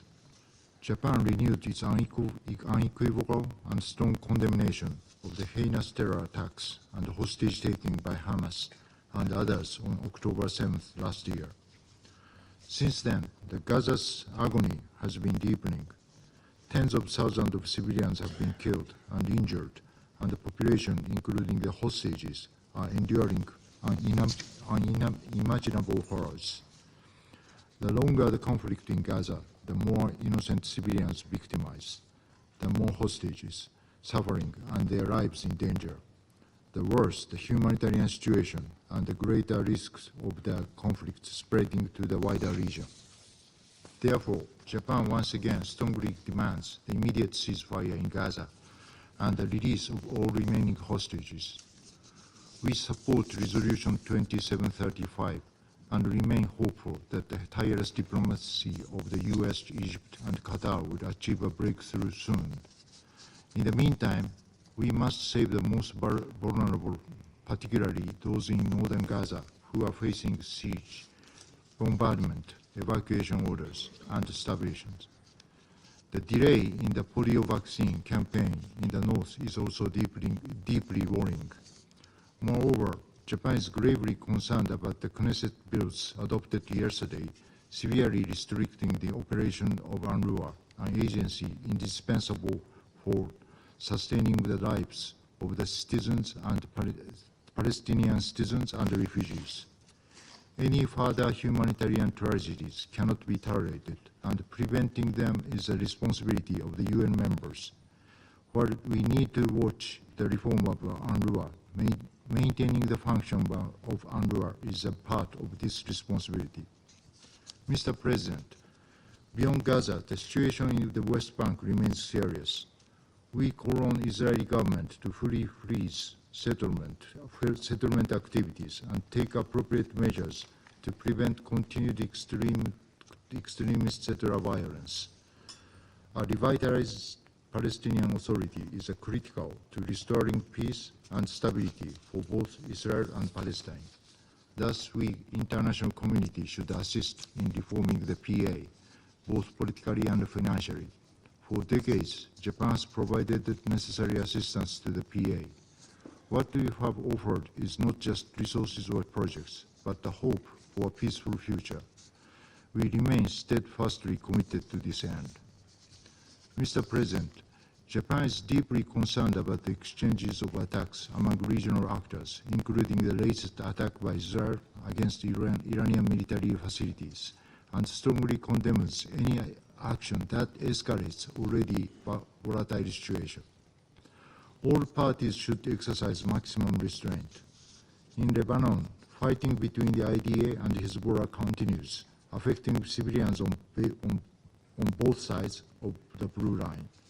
More than 2,000 people have been killed since last year. Over 1 million people have been forced to flee their homes. Many have crossed into Syria. The crisis is spreading. To prevent further escalation, we reiterate our call for an immediate ceasefire between Israel and Hezbollah and urge all parties to make sincere efforts for diplomatic settlement. Significantly increasing the flow of humanitarian assistance is vital in addressing the needs of the people in Lebanon who are suffering at this very moment. Japan has recently decided to extend an emergency grant of $10 million for humanitarian assistance to the people in Lebanon. Today, we also decided to provide an additional $10 million in response to the humanitarian situation in Syria, which has witnessed the influx of the displaced people from Lebanon. Mr. President, finally, Japan reiterates that only a two-state solution can finally resolve this conflict. Peace cannot be achieved through belligerency, but only through diplomacy. I thank you, Mr. President. Je remercie. I thank the representative of Japan for his statement, and I now give the floor to the representative of the United Kingdom. President. And I'd like to thank Special Coordinator Wennesland for his briefing today. President, the death of Hamas leader who had the blood of innocent Israelis and Palestinians on his hand must be a turning point in this dreadful conflict, which has now claimed over 43,000 lives in Gaza. This is the time to urgently seize a ceasefire in Gaza and the immediate and unconditional release of all hostages who have suffered in inhumane conditions for over a year. The humanitarian situation in Gaza is horrific. Acute malnutrition is now a reality for many. This month, the least aid has entered Gaza since the beginning of the conflict, and the situation in northern Gaza is especially alarming. Gazans have been asked to evacuate the north in their hundreds of thousands, but there is nowhere safe to go. In recent weeks, just as we have seen throughout the conflict, Israeli strikes have hit designated humanitarian zones. On Thursday, we saw again profoundly distressing scenes after an Israeli strike on Al-Shuhada, a school-turned-shelter in Nuseirat refugee camp, which killed at least 17 people, including 9 children. We remain very concerned too about the severe impacts of these strikes on civilian infrastructure, including healthcare facilities, which face critical shortages in medical supplies, food and water. Israel must comply fully with international humanitarian law. As my Prime Minister has said, the world will not tolerate any more excuses from Israel on humanitarian assistance. There is no justification for denying civilians access to essential supplies. The government of Israel must do more to protect civilians, civilian infrastructure, and allow aid to be delivered safely and at scale. Related to this, reports that UN agencies have had to postpone the rollout of the polio vaccine campaign in northern Gaza are deeply disturbing. Israeli authorities must allow aid workers to carry out this work safely and securely. We also unequivocally reject attempts to undermine or degrade UNRWA, which is the backbone of the humanitarian response in Gaza and a lifeline for hundreds of thousands of civilians there and in the wider region. The allegations against UNRWA staff earlier this year were fully investigated. There is no justification for cutting off ties with UNRWA. Israel must abide by its obligations and ensure UNRWA can continue its life-saving work. President, we reiterate that northern Gaza must not be cut off from the south. Palestinian civilians, including those evacuated from northern Gaza, must be permitted to return. there must be no forcible transfer of Gazans from or within Gaza, nor any reduction in the territory of the Gaza Strip. Civilians must be protected. In the West Bank, the level of illegal settlement expansion and settler violence is unprecedented.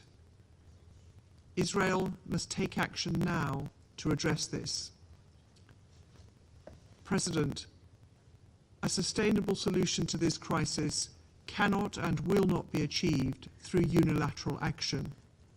The international community and this Council have been clear and unified in our commitment to the two-state solution, which is the only viable path to a long-term peaceful solution. The Palestinian and Israeli people alike have a right to self-determination, safety and security, and we must all work together to provide a credible and irreversible pathway towards a two-state solution. I thank you. Je remercie la représentante. I thank the representative of the United Kingdom, and I now give the floor to the representative of Slovenia. Thank you, Mr. President. We welcome your presiding the Council today, demonstrating importance that Switzerland attaches to the responsibility of the Council towards the current tragic crisis in the Middle East. I also want to thank Special Coordinator Wennesland for his commitment and for his briefing today. Colleagues, Slovenia is horrified by the level of death, injury, destruction and suffering in North Gaza. We are shocked watching the most devastating bombardment of civilian population and civilian infrastructure since the Second World War. We are shocked by reports of severely maimed children left to die in Gaza because their transfer for treatment abroad was denied by Israel. We are shocked by information on health workers being detained and others being prevented from saving people's lives. Shocked by the fact that everything is lacking: food, life-saving health care, shelter. But first and foremost, we are shocked by the lack of humanity. We remind that collective punishment and starvation is prohibited as a method of warfare. We reject forced displacement. As violations continue, we repeat our call for full respect of international law, including international humanitarian and human rights law. We repeat our call on Israel to allow unimpeded access to United Nations and humanitarian organizations. We call for aid to be delivered at scale. Famine is at the doors of Gaza. Once famine is declared, it is already too late. We furthermore call for establishment of adequate conditions for finalization of polio vaccination campaign, which has been postponed. Instead of steps taken to alleviate human suffering, it seems steps are taken to augment it. We denounce the passing of legislation of UNRWA in Knesset. If implemented, it would have severe impact on the work of UNRWA in Gaza, the West Bank, Lebanon, and potentially in the region. UNRWA is the backbone of humanitarian response in Gaza and a lifeline for Palestinian refugees. This has been reaffirmed in shared commitments on UNRWA, which has garnered support of 123 signatories, including all members of the Security Council. Full implications of the laws are yet to be analyzed. However, their implementation would, in our view, constitute a direct breach of Israel's obligations under international law and UN Charter. We are alarmed by the situation in the West Bank, including settlement policies, demolitions, and restrictions. The ICJ has been clear. The occupation is unlawful and it must end. We condemn settler violence, including in the context of the ongoing olive harvesting season. We once again underline our call for an immediate ceasefire. As suffering is deepening, it is more essential than ever to take immediate steps towards ceasefire and release of hostages. We welcome efforts of our partners to achieve a diplomatic solution. This includes short-term arrangements which could contribute to alleviating suffering of people in Gaza. These must be complemented by serious and irreversible steps to achieving a long-term solution which can only be in the form of the two-state solution. Mr. President, just as Palestinian and Israeli people in Lebanon deserve peace. We urge Israel to hold its military operation. Escalation of conflicts cannot bring peace and security to peoples and states in the region. We are appalled by the deepening humanitarian crisis in Lebanon, including through impact of airstrikes and the mass displacement. We condemn the attacks on UNIFIL and underline the need to ensure and respect safety and security of UN peacekeepers. We welcome the holding of international conference in support of Lebanon's people and sovereignty in Paris. Swift and full implementation of Resolution 1701 is essential.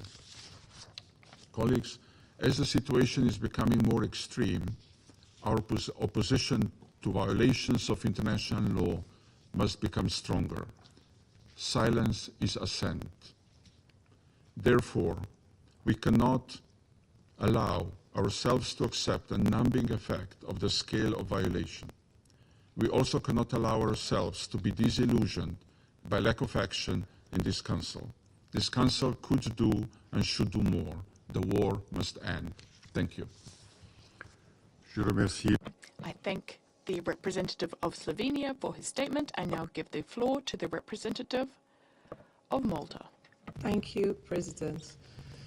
I begin by thanking you for chairing this quarterly open debate on the situation in the Middle East. I also thank Special Coordinator Wennesland for his sobering briefing.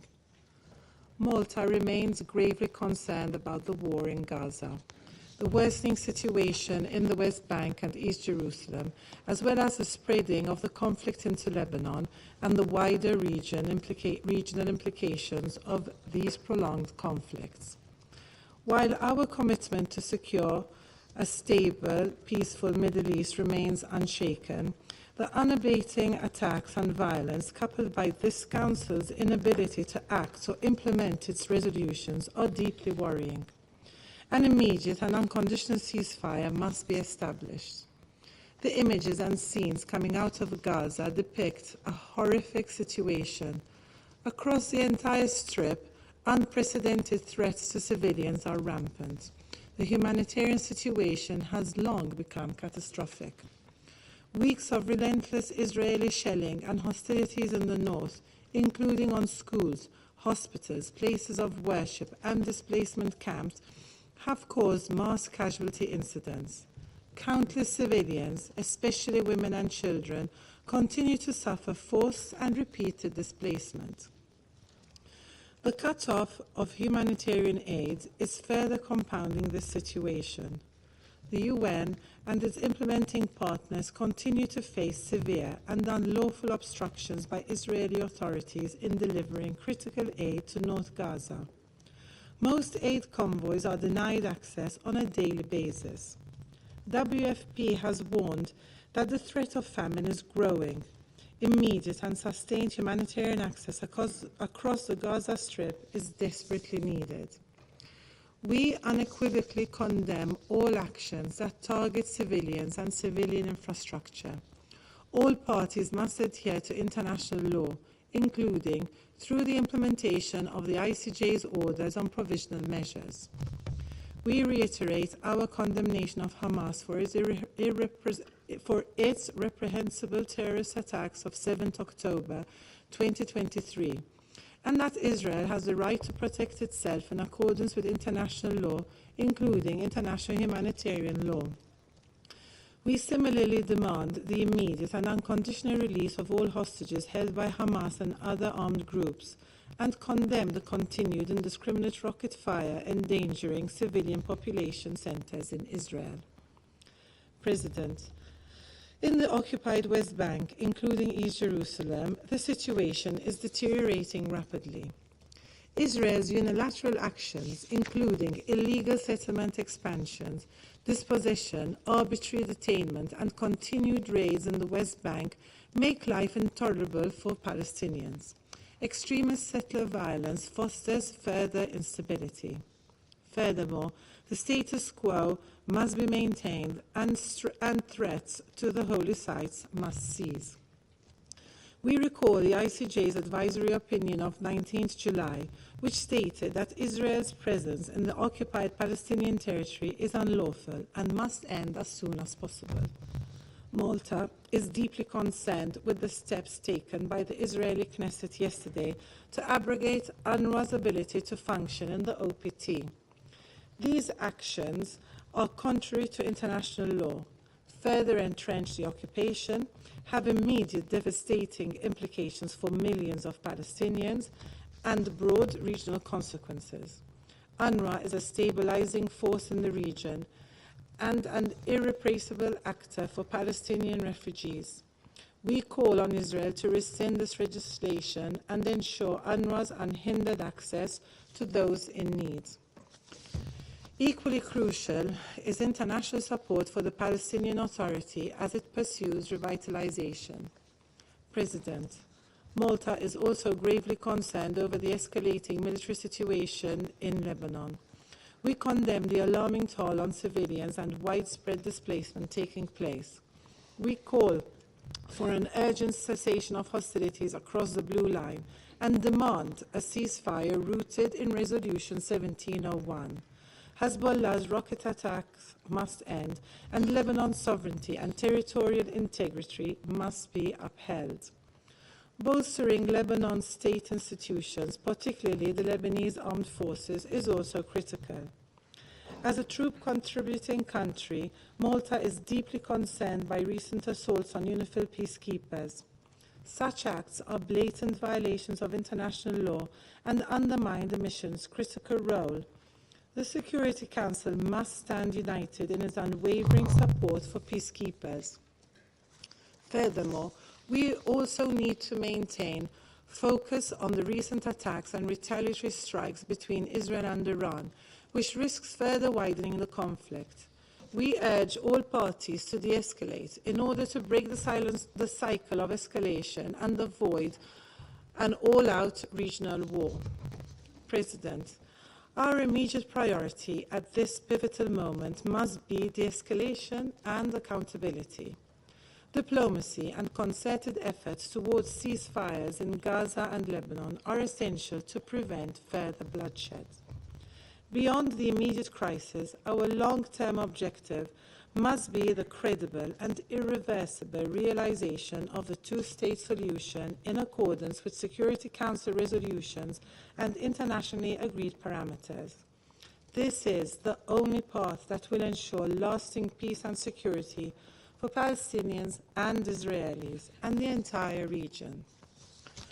This Council has not only the tools, but also the responsibility to act decisively, and Malta stands ready to act. Let us not delay any further. The future of the region depends on the actions we take today. Thank you. I thank the representative of Malta for her statement. I now give the floor to the representative of Sierra Leone. Thank you, Mr. President. Excellency, Mr. Ignacio Cassis, Federal Councillor and Head of the Federal Department of Foreign Affairs of Switzerland. I welcome all ministers and their participation in this quarterly open debate.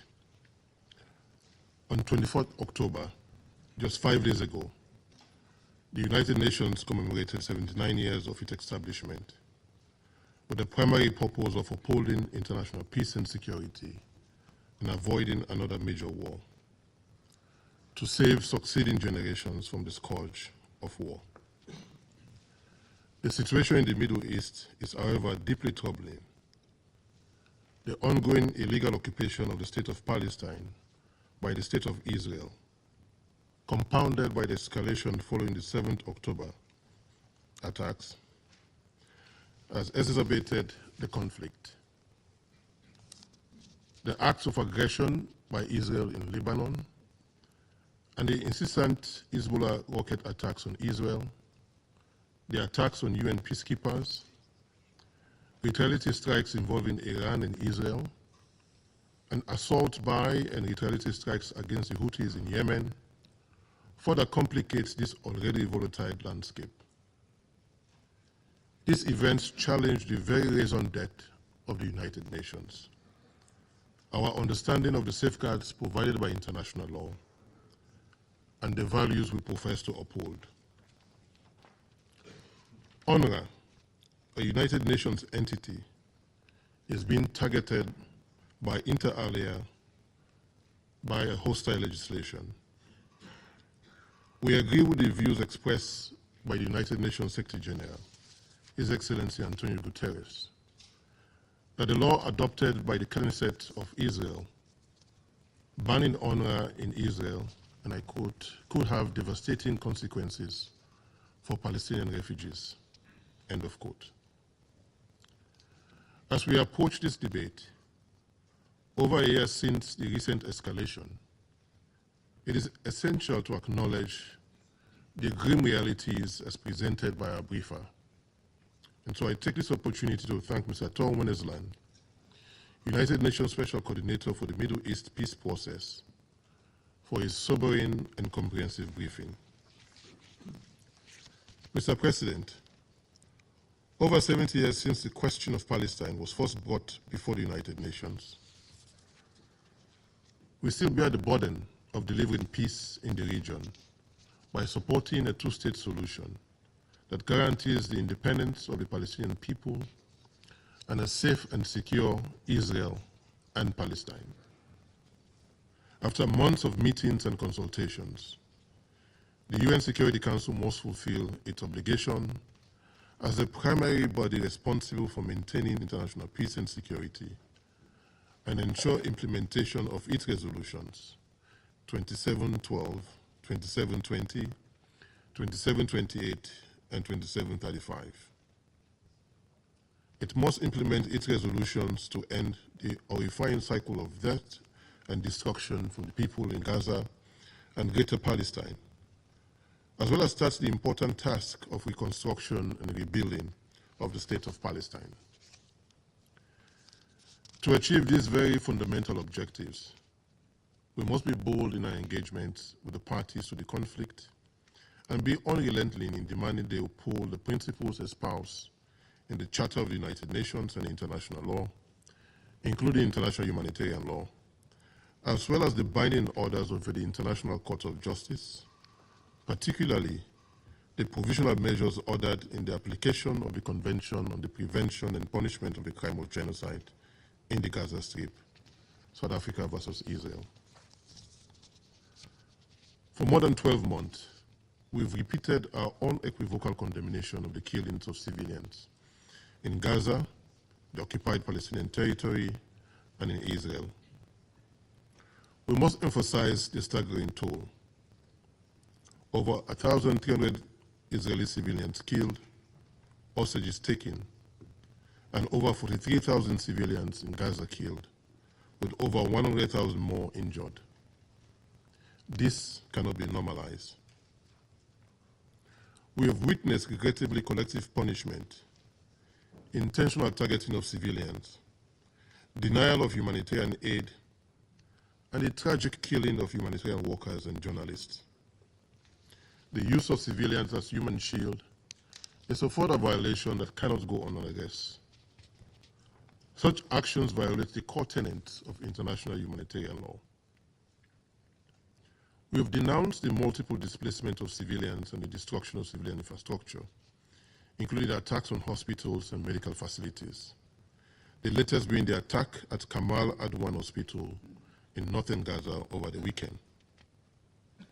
We also condemn the recent Beit Lahiwal killings, with a report rising death toll of over 93 Palestinians killed from the previous reported of 60.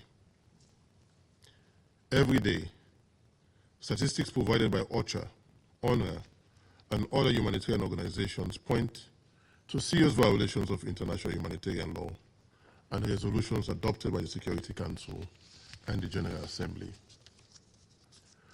While we note the complexity and deep-rooted nature of this conflict, we are of the view that achieving lasting peace and stability in the region will require adherence by the parties to the conflict to international law, including international humanitarian law, and other political and moral imperatives.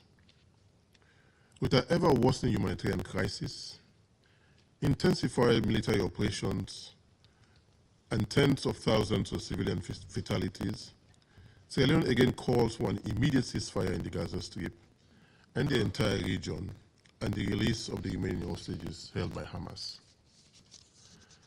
A ceasefire is the most practical way to move the process of engagement forward, especially the resuscitated engagement by Egypt, Qatar, and the United States, supported by Resolution 2735, and establish the conditions conducive for the foundation of lasting peace. A ceasefire will allow for unhindered supply of essential medical assistance and other humanitarian support, facilitate negotiations and diplomatic efforts to address the underlying issues, and pave the way for post-conflict reconstruction. Without a ceasefire, this cruel cycle of indiscriminate attacks on civilians, repeated evacuation orders, displacement, and humanitarian restrictions will continue. An immediate ceasefire will rescue the 1.8 million people across the Gaza Strip experiencing high levels of acute food insecurity, classified as IPC Phase 3, including the 133,000 people facing catastrophic food insecurity and an estimated 60,000 cases of acute malnutrition among children as young as 6 months old from starvation and death, as outlined in the recent IPC Global Initiative Special Snapshot. It will also protect the humanitarian personnel serving under difficult circumstances, with their safety and well-being under continuous threat.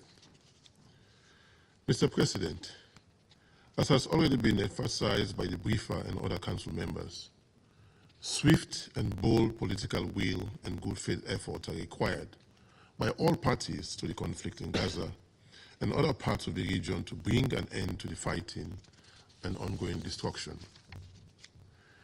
This is my delegation's ultimate request in today's quarterly debate, and we stand ready to support all efforts initiated by this Council to secure the freedom of the Israeli hostages and to actualize the long-awaited desire of the civilian population in Gaza and the occupied Palestinian territory, as well as in Israel, for genuine peace, genuine independence, and peaceful coexistence. I thank you. Je remercie. I thank the representative of Sierra Leone for his statement. I'd now like to give the floor to the representative of China. President, I thank you for presiding over this meeting. I would also like to thank Special Coordinator Wennesland for the briefing.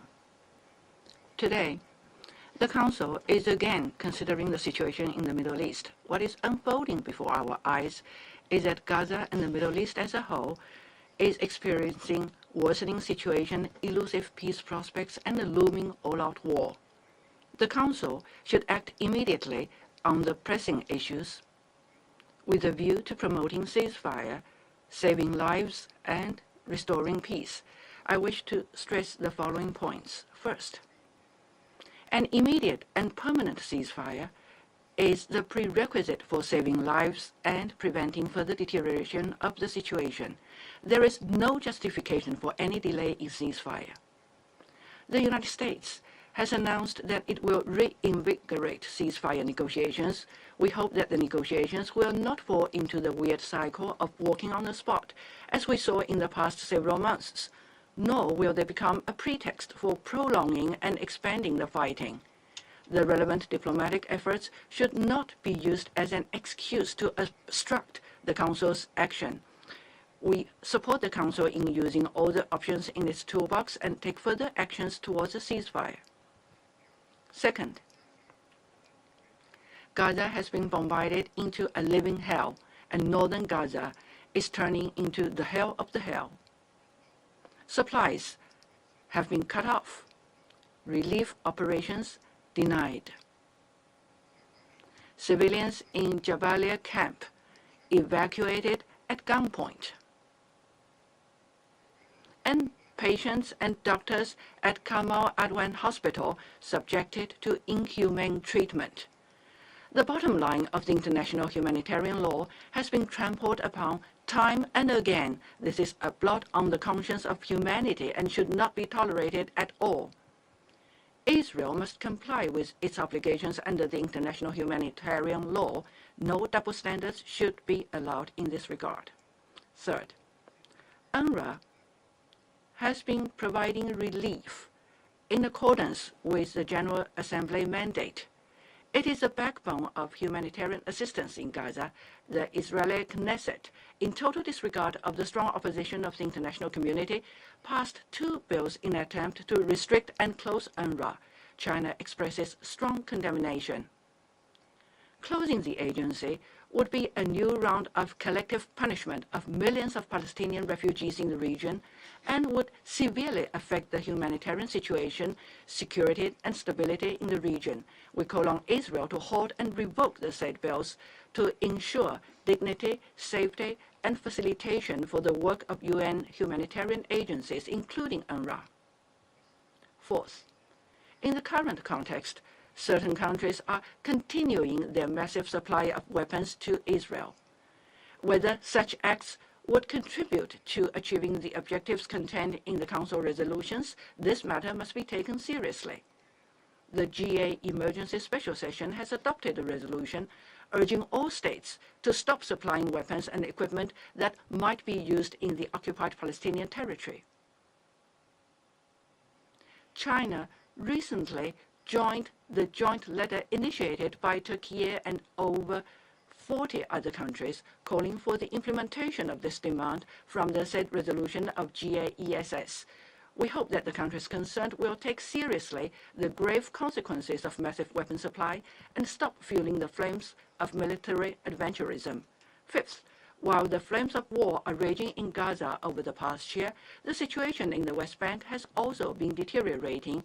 Illegal settlements have been expanding, with more than 1,700 Palestinian houses confiscated by force or demolished and thousands of Palestinians displaced. The occupying power has also frequently conducted violence against the Palestinian people and used various means to suppress and restrict the governance of the Palestinian Authority. Such practices are creating a new reality and undermining the conditions on which the two-state solution is based. Preventing the further erosion of the basis of the two-state solution by unilateral actions should be a priority for the international community in advancing Palestinian-Israeli peace in the next phase. Sixth, an all-out war in the region is looming. The recent Israeli invasion into Lebanon, its continuous indiscriminate bombardment, and multiple airstrikes against Iran and Syria. All these acts have violated the sovereignty and territorial integrity of the relevant countries and further destabilized the region. The situation is hanging by a thread. Any irresponsible adventure would be extremely dangerous and would highly likely lead to catastrophic consequences. We urge Israel to reject its obsession with force to prevent the region from being plunged into a larger catastrophe. We also call on all parties to exercise maximum restraint, jointly comply with the UN Charter and the principles of international law, and return to the right track of seeking political and diplomatic solutions to disputes. Thank you, President.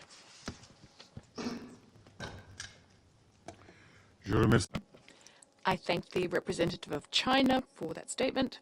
I now give the floor to the representative of Mozambique.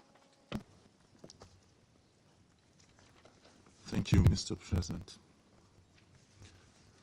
We thank the Switzerland presidency for convening this open debate on the situation in the Middle East, including the Palestine question. We also extend our appreciation to Mr. Tor Wennesland, Special Coordinator for the Middle East Peace Process, for his insights on the current situation on the ground. Mr. President, as just described by the Special Coordinator, the humanitarian situation in Gaza and in the occupied Palestinian territories has reached catastrophic proportion and continues deteriorating. The relentless escalation of violence, particularly targeting innocent populations and civilian infrastructure, stands in stark violation of international humanitarian law and demands our immediate attention. This unprecedented crisis necessitates a unified and decisive action from the Security Council to address both the immediate emergency in Gaza and its broader regional implications. In this connection, it is urgent and imperative that the Security Council expeditiously explore viable alternatives to address this crisis, including strengthening existing resolution through more robust and enforceable measures to guarantee immediate and unhindered humanitarian access to Gaza. Lives are at stake.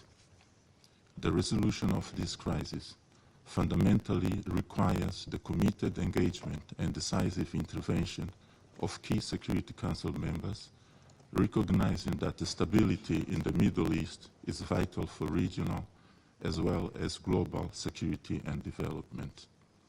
Mr. President, we must acknowledge that the 4 previously adopted resolutions pertaining to Gaza have yet to achieve full implementation. This Council maintains the capacity to formulate more effective approaches to secure an immediate and permanent ceasefire, address the humanitarian crisis, and facilitate the release of all hostages. This endeavor demands renewed commitment and innovative strategies from the international community and this Council.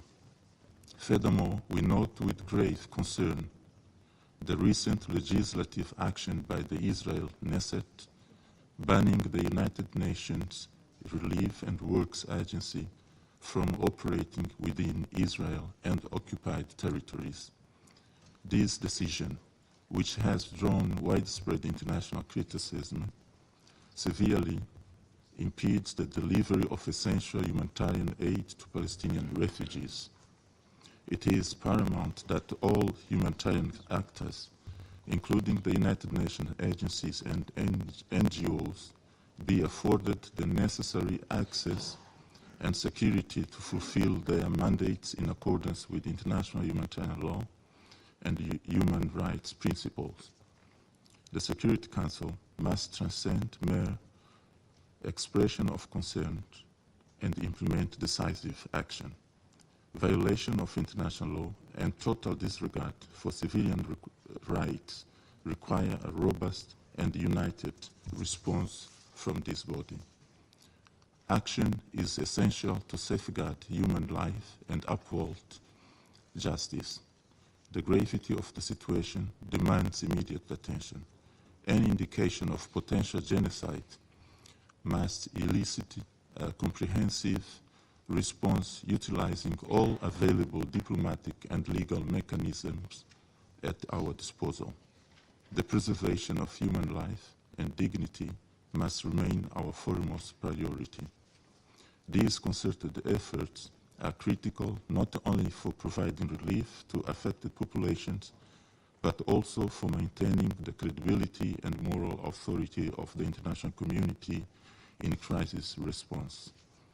Mr. President, the Palestine question persists as a fundamental issue affecting diplomatic relations and the strategic interests in the Middle East. Its resolution is key to lasting regional stability and peace. In this regard, we reaffirm our consistent and unwavering commitment to the vision of the two-state solution, envisioning Israel and Palestine coexisting peacefully within recognized borders in full accordance with international law and relevant United Nations resolution. I thank you, Mr. President.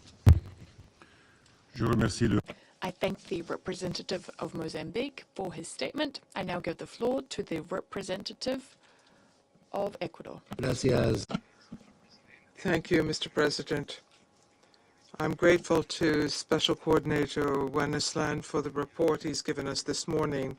I also acknowledge the presence of ministers of state who are with us today in this room, including the Minister for Foreign Affairs of Brazil, a country which has presided over this council when the new spiral of violence in the region began. For the members of the council, this council which has spoken out frequently on this issue, these quarterly open debates are an excellent opportunity for listening to the views of other members of the United Nations, and for that reason I will attempt to be quite brief.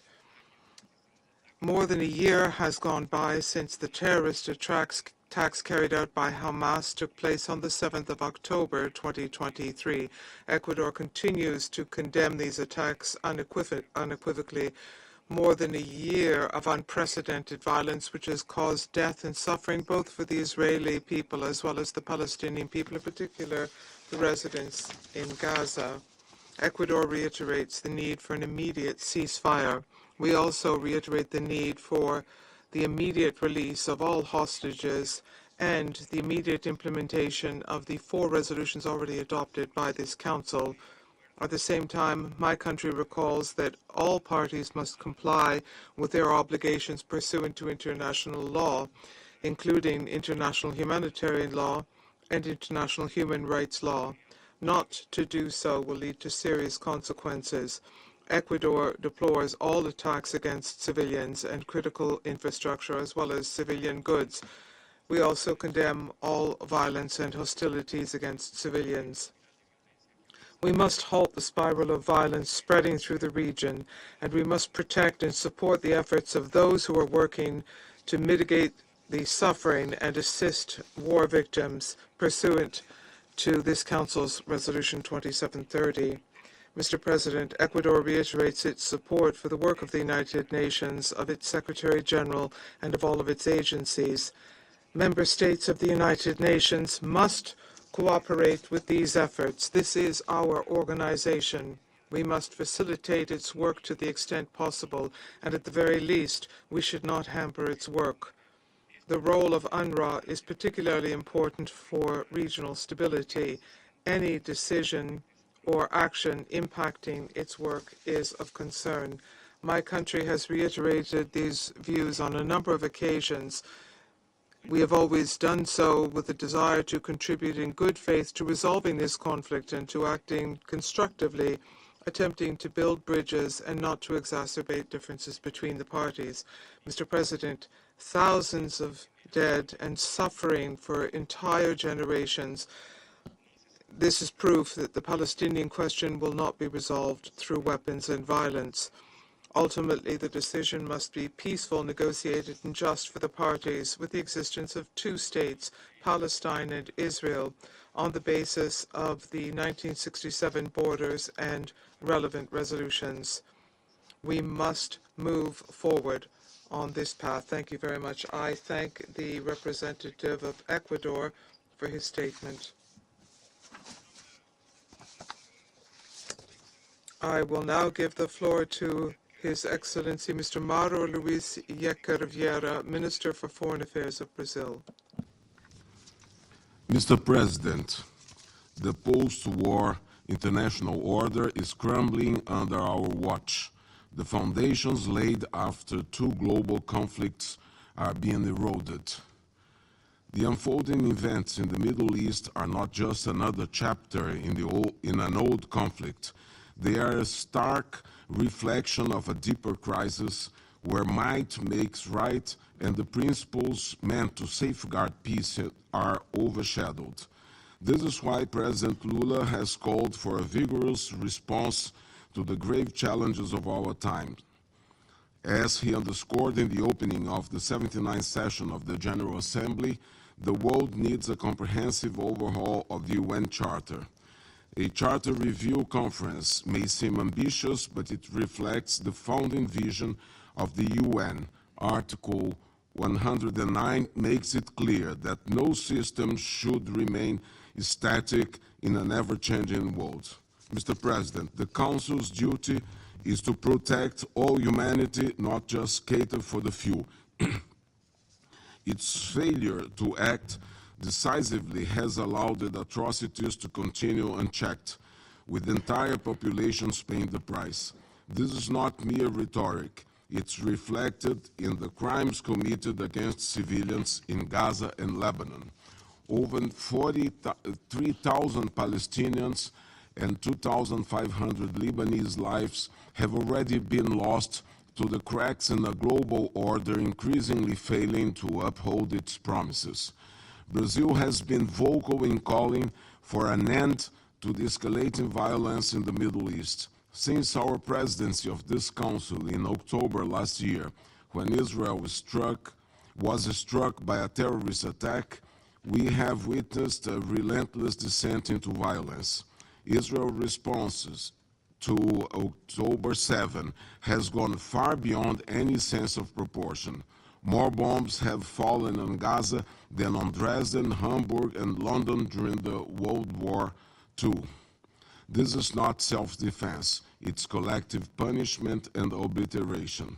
We have all witnessed blatant and routine violations of international humanitarian law in Gaza.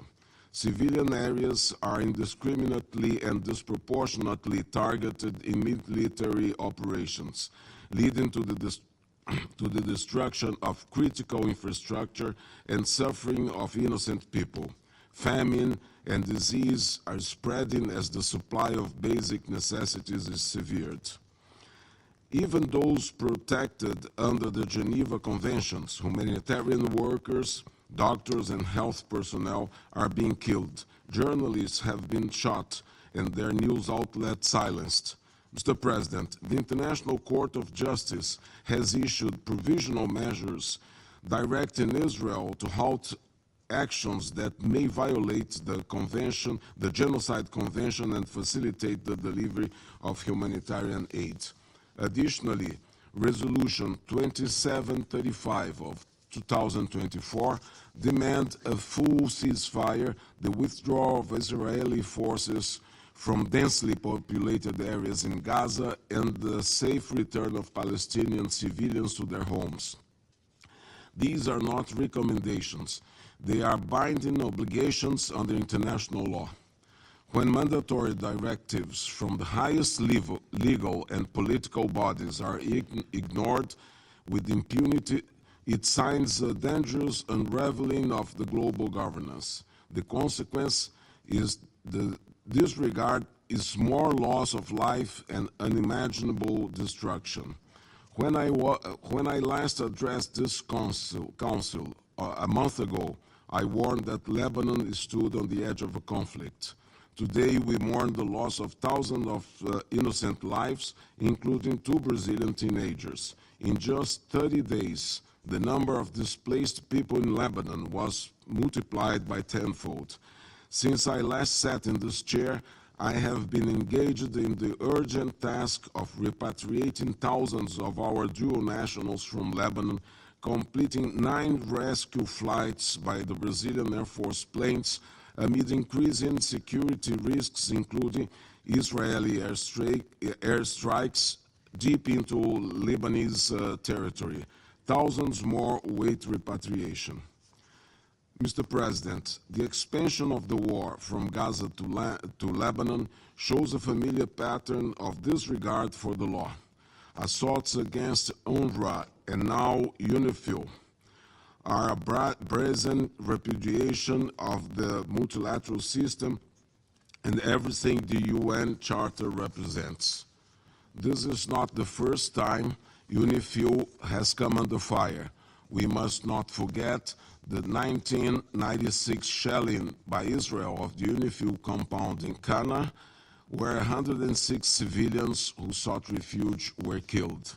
This tragedy serves as a critical lesson of what happens when the international community allows such violations to go unpunished. When we fail to hold perpetrators accountable, we pave the way for history to repeat itself.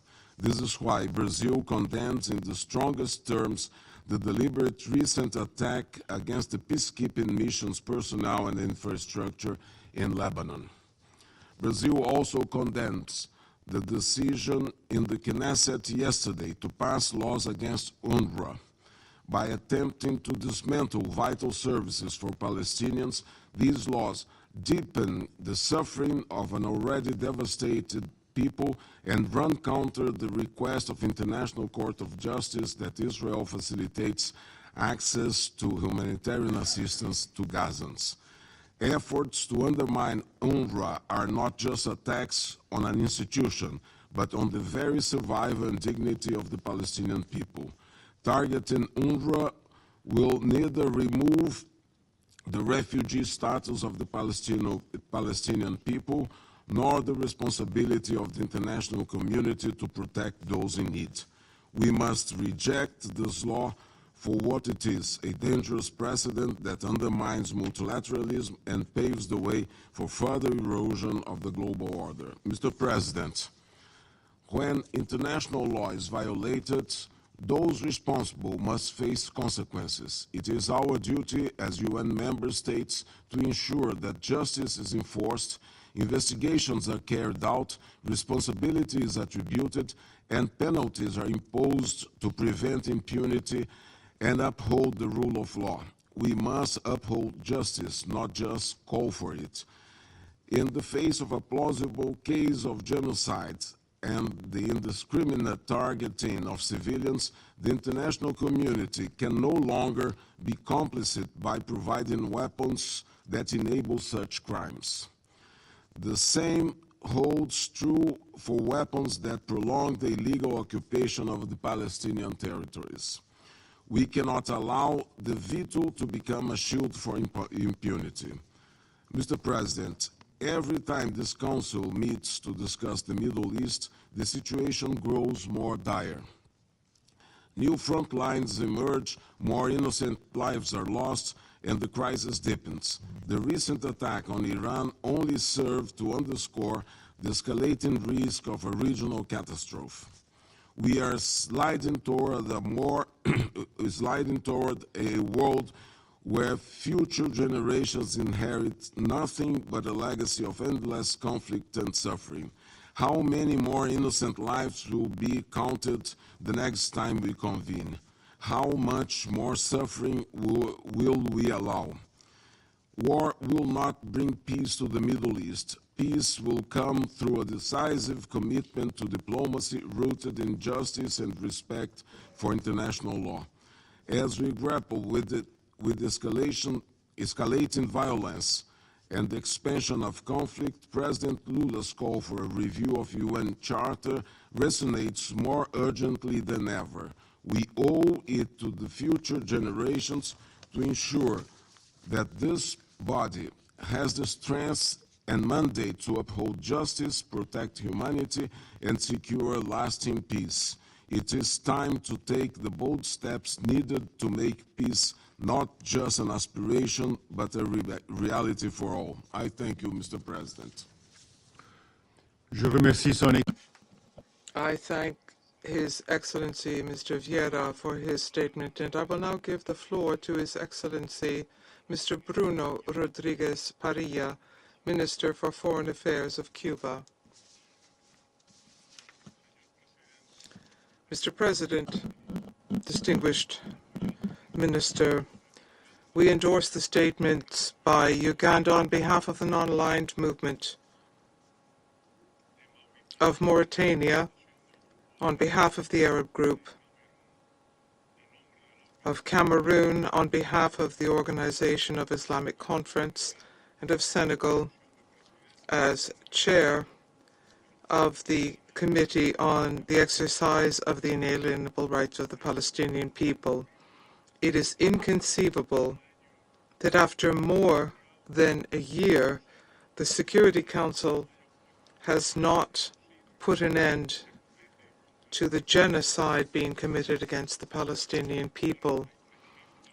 More than 43,000 Palestinians have been killed. 70% of them are women and children. More than 2,500 Lebanese have been killed. These figures are growing by leaps and bounds. Far from an immediate and permanent ceasefire, Israel continues to attack hospitals, schools, and refugee camps in the occupied Palestinian territories in flagrant violation of international humanitarian law. Rather than a ceasefire,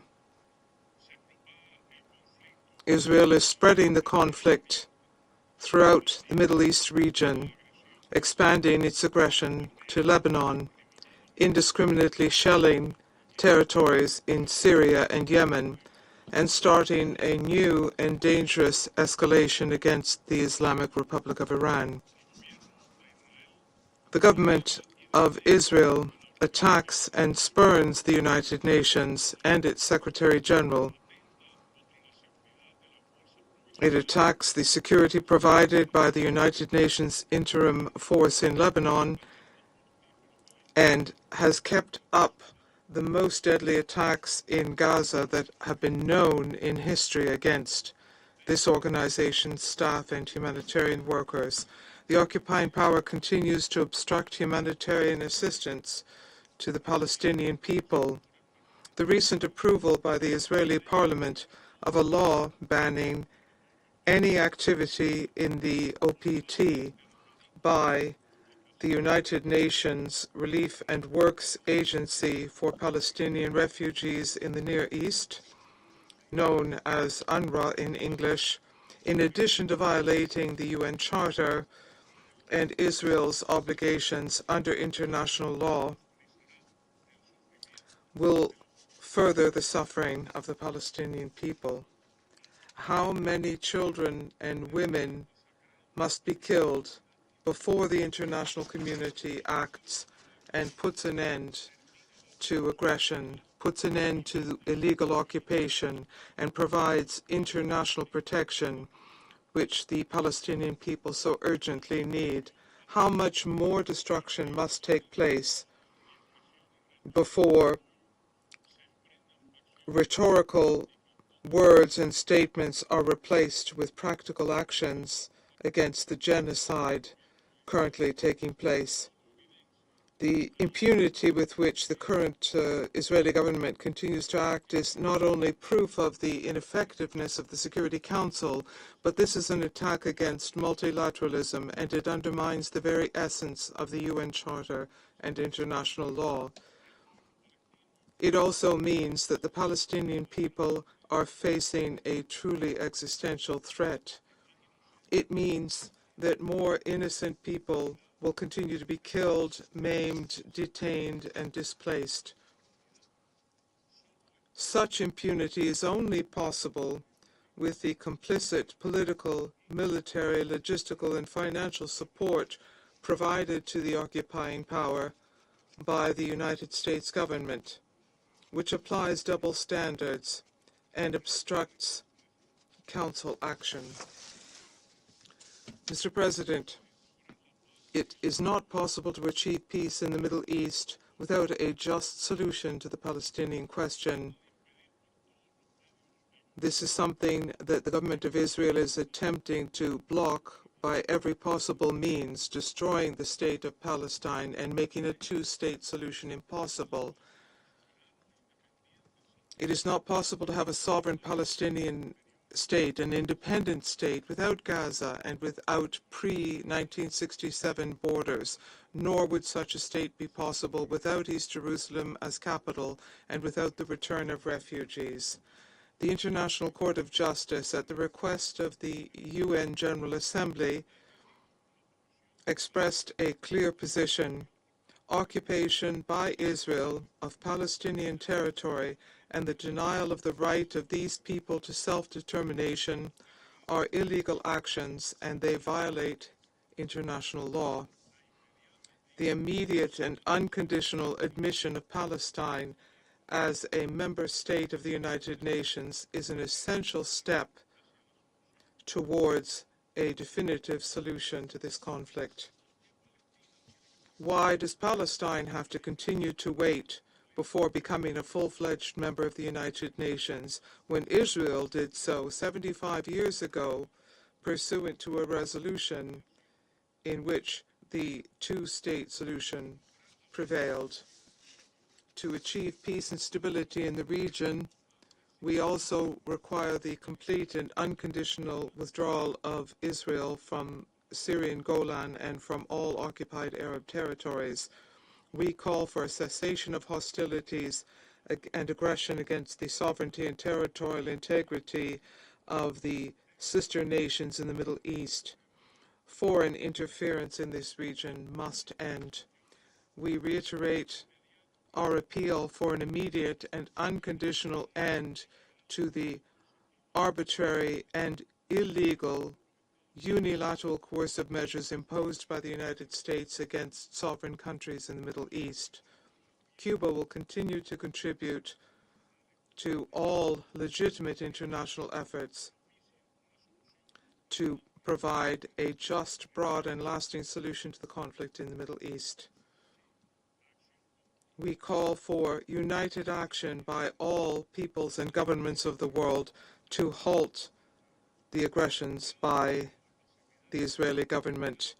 Every moment of passivity will cost new innocent lives greater suffering and destruction. Cuba will never be indifferent in the face of injustice. The Palestinian cause and the cause of sister nations of the region can always count on our strong solidarity and support. Thank you. Merci. I thank His Excellency Mr. Rodriguez Parilla for his statement, and I now give the floor to the representative of Lebanon. السيد الرئيس. Mr. President, we thank Switzerland for organizing this open debate on the situation in the Middle East. And we welcome the participation of His Excellency the Foreign Minister of Switzerland, Mr. Ignacio Cassis, and we thank Mr. Tor Wennesland for his briefing. Mr. President, over a year has passed since the events of October 7. The fighting continues. This circle of killing, destruction, and displacement has been expanded. Your august council has not been able to impose a ceasefire in Gaza. The act of aggression has expanded and is now including Lebanon. They are bombing Lebanon with the worst, most lethal and destructive types of weapons. Our children, our women, our paramedics are being targeted with bunker buster bombs, vacuum bombs, and explosive drones. The number of those killed is in the thousands. The international community remains silent, perhaps desensitized by the thousands killed in Gaza. It is no longer moved by the bloodshed or the images of body parts. The credibility of the United Nations and your Council is on the line. All your resolutions on the Middle East are still not implemented. Mr. President, the humanitarian situation is difficult. It is catastrophic. Over 1.4 million Lebanese people over the past few weeks have become internally displaced, fleeing bombing, killing, and destruction. The Israeli killing machine spared no one. Overnight, families have lost their normal life, their homes, their memories, their hopes. They have fled to shelters, seeking security and safety. Israel was able to rob them of their homes, their memories, and their hopes, but they cannot take away their will for life and resistance. This killing machine that has killed children, women, and the elderly recently targeted journalists, paramedics, and medical personnel. They're targeting hospitals. They're targeting cultural and historic sites such as Baalbek and Tyre. With blind hatred, they're bombing history and international civilization and heritage. These acts can only be described as crimes against humanity and war crimes. In a desperate attempt from Israel to kill the solution, it targeted deliberately locations of UNIFIL and the Lebanese army. Israel is trying to destroy Resolution 1701, to invade the land, and to evacuate locations of UNIFIL and the army to facilitate this invasion. Mr. President, we would like to thank France and the French President for organizing Paris Conference to support Lebanon and Lebanon's sovereignty on the 24th of October. We also thank all the countries that participated and all the countries and international organizations that contributed. The needs are immense and the challenges are many, and the reality is bitter. Lebanon has endured a great burden of displacement and cannot confront internal displacement by itself. We are relying on the assistance of everyone. We thank all the countries that helped us to confront this humanitarian tragedy. We thank you from the bottom of our hearts. Mr. President, all these atrocities could have been avoided. All these massacres could have been stopped.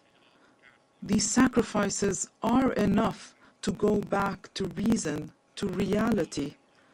The solution is clear and direct.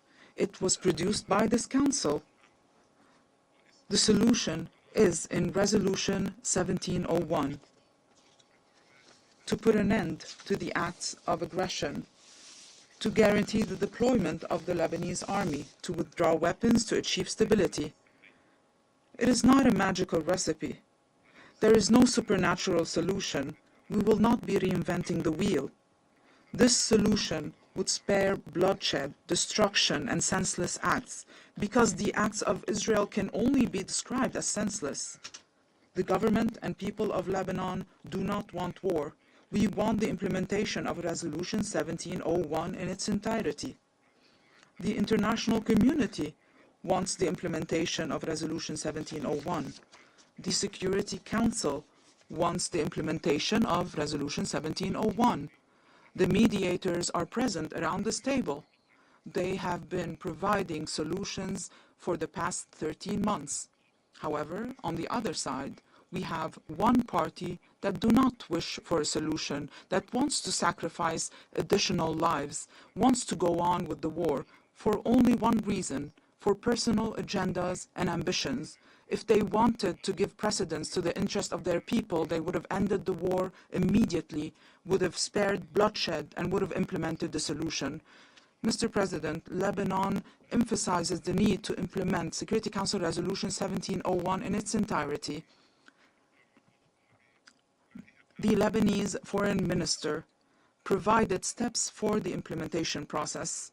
1. The withdrawal of Israel of all Lebanese territory occupied during its last aggression, and to go back to its side of the border, according to the Truth Agreement of 1949. 2. Enhancing the deployment of the Lebanese army south of the Litani River and along the southern border, so that there is no weapon outside the approval of the government of Lebanon, and there is no authority outside the authority of the government of Lebanon, according to Resolution 1701. 3. Make sure IDPs return to their homes and their villages. 4. To resume indirect negotiations that are currently on hold under the auspices of the United Nations and the participation of one or more international mediators to resolve pending points according to Resolution 1701.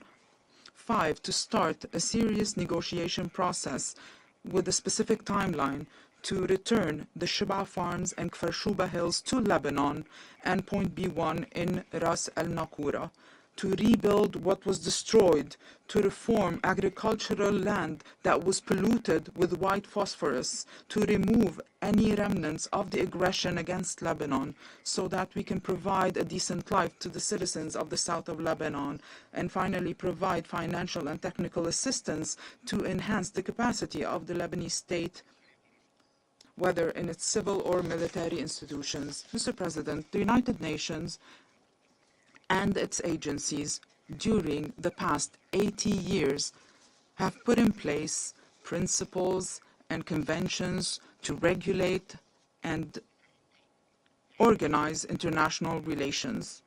However, Israel, during the past 13 months, destroyed all these frameworks and conventions and laws that were put in place like a spoiled child. Because you've spoiled it so much, it has destroyed everything. How can you, after all that has happened, how can you call for the implementation of these laws and conventions? Double standards is very clear in this case. Mr. President, even laws have rules, have restrictions. International law, international humanitarian law, has detailed these restrictions, these rules. However, Israel, unfortunately, continues to ignore the principles of international humanitarian law and the law of war. Mr. President, we will give you a copy of the UN Charter so that you can share this copy with Israel.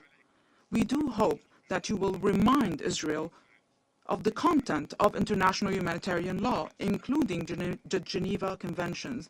Maybe then they will respect these conventions. In conclusion, it is our legitimate right to respond to what was said in the previous session, and therefore we say to everyone, our natural position is behind the plate of the Lebanese Republic. We will defend our country and the rights of our people, and we will defend the Lebanese flag and our trees. I thank you.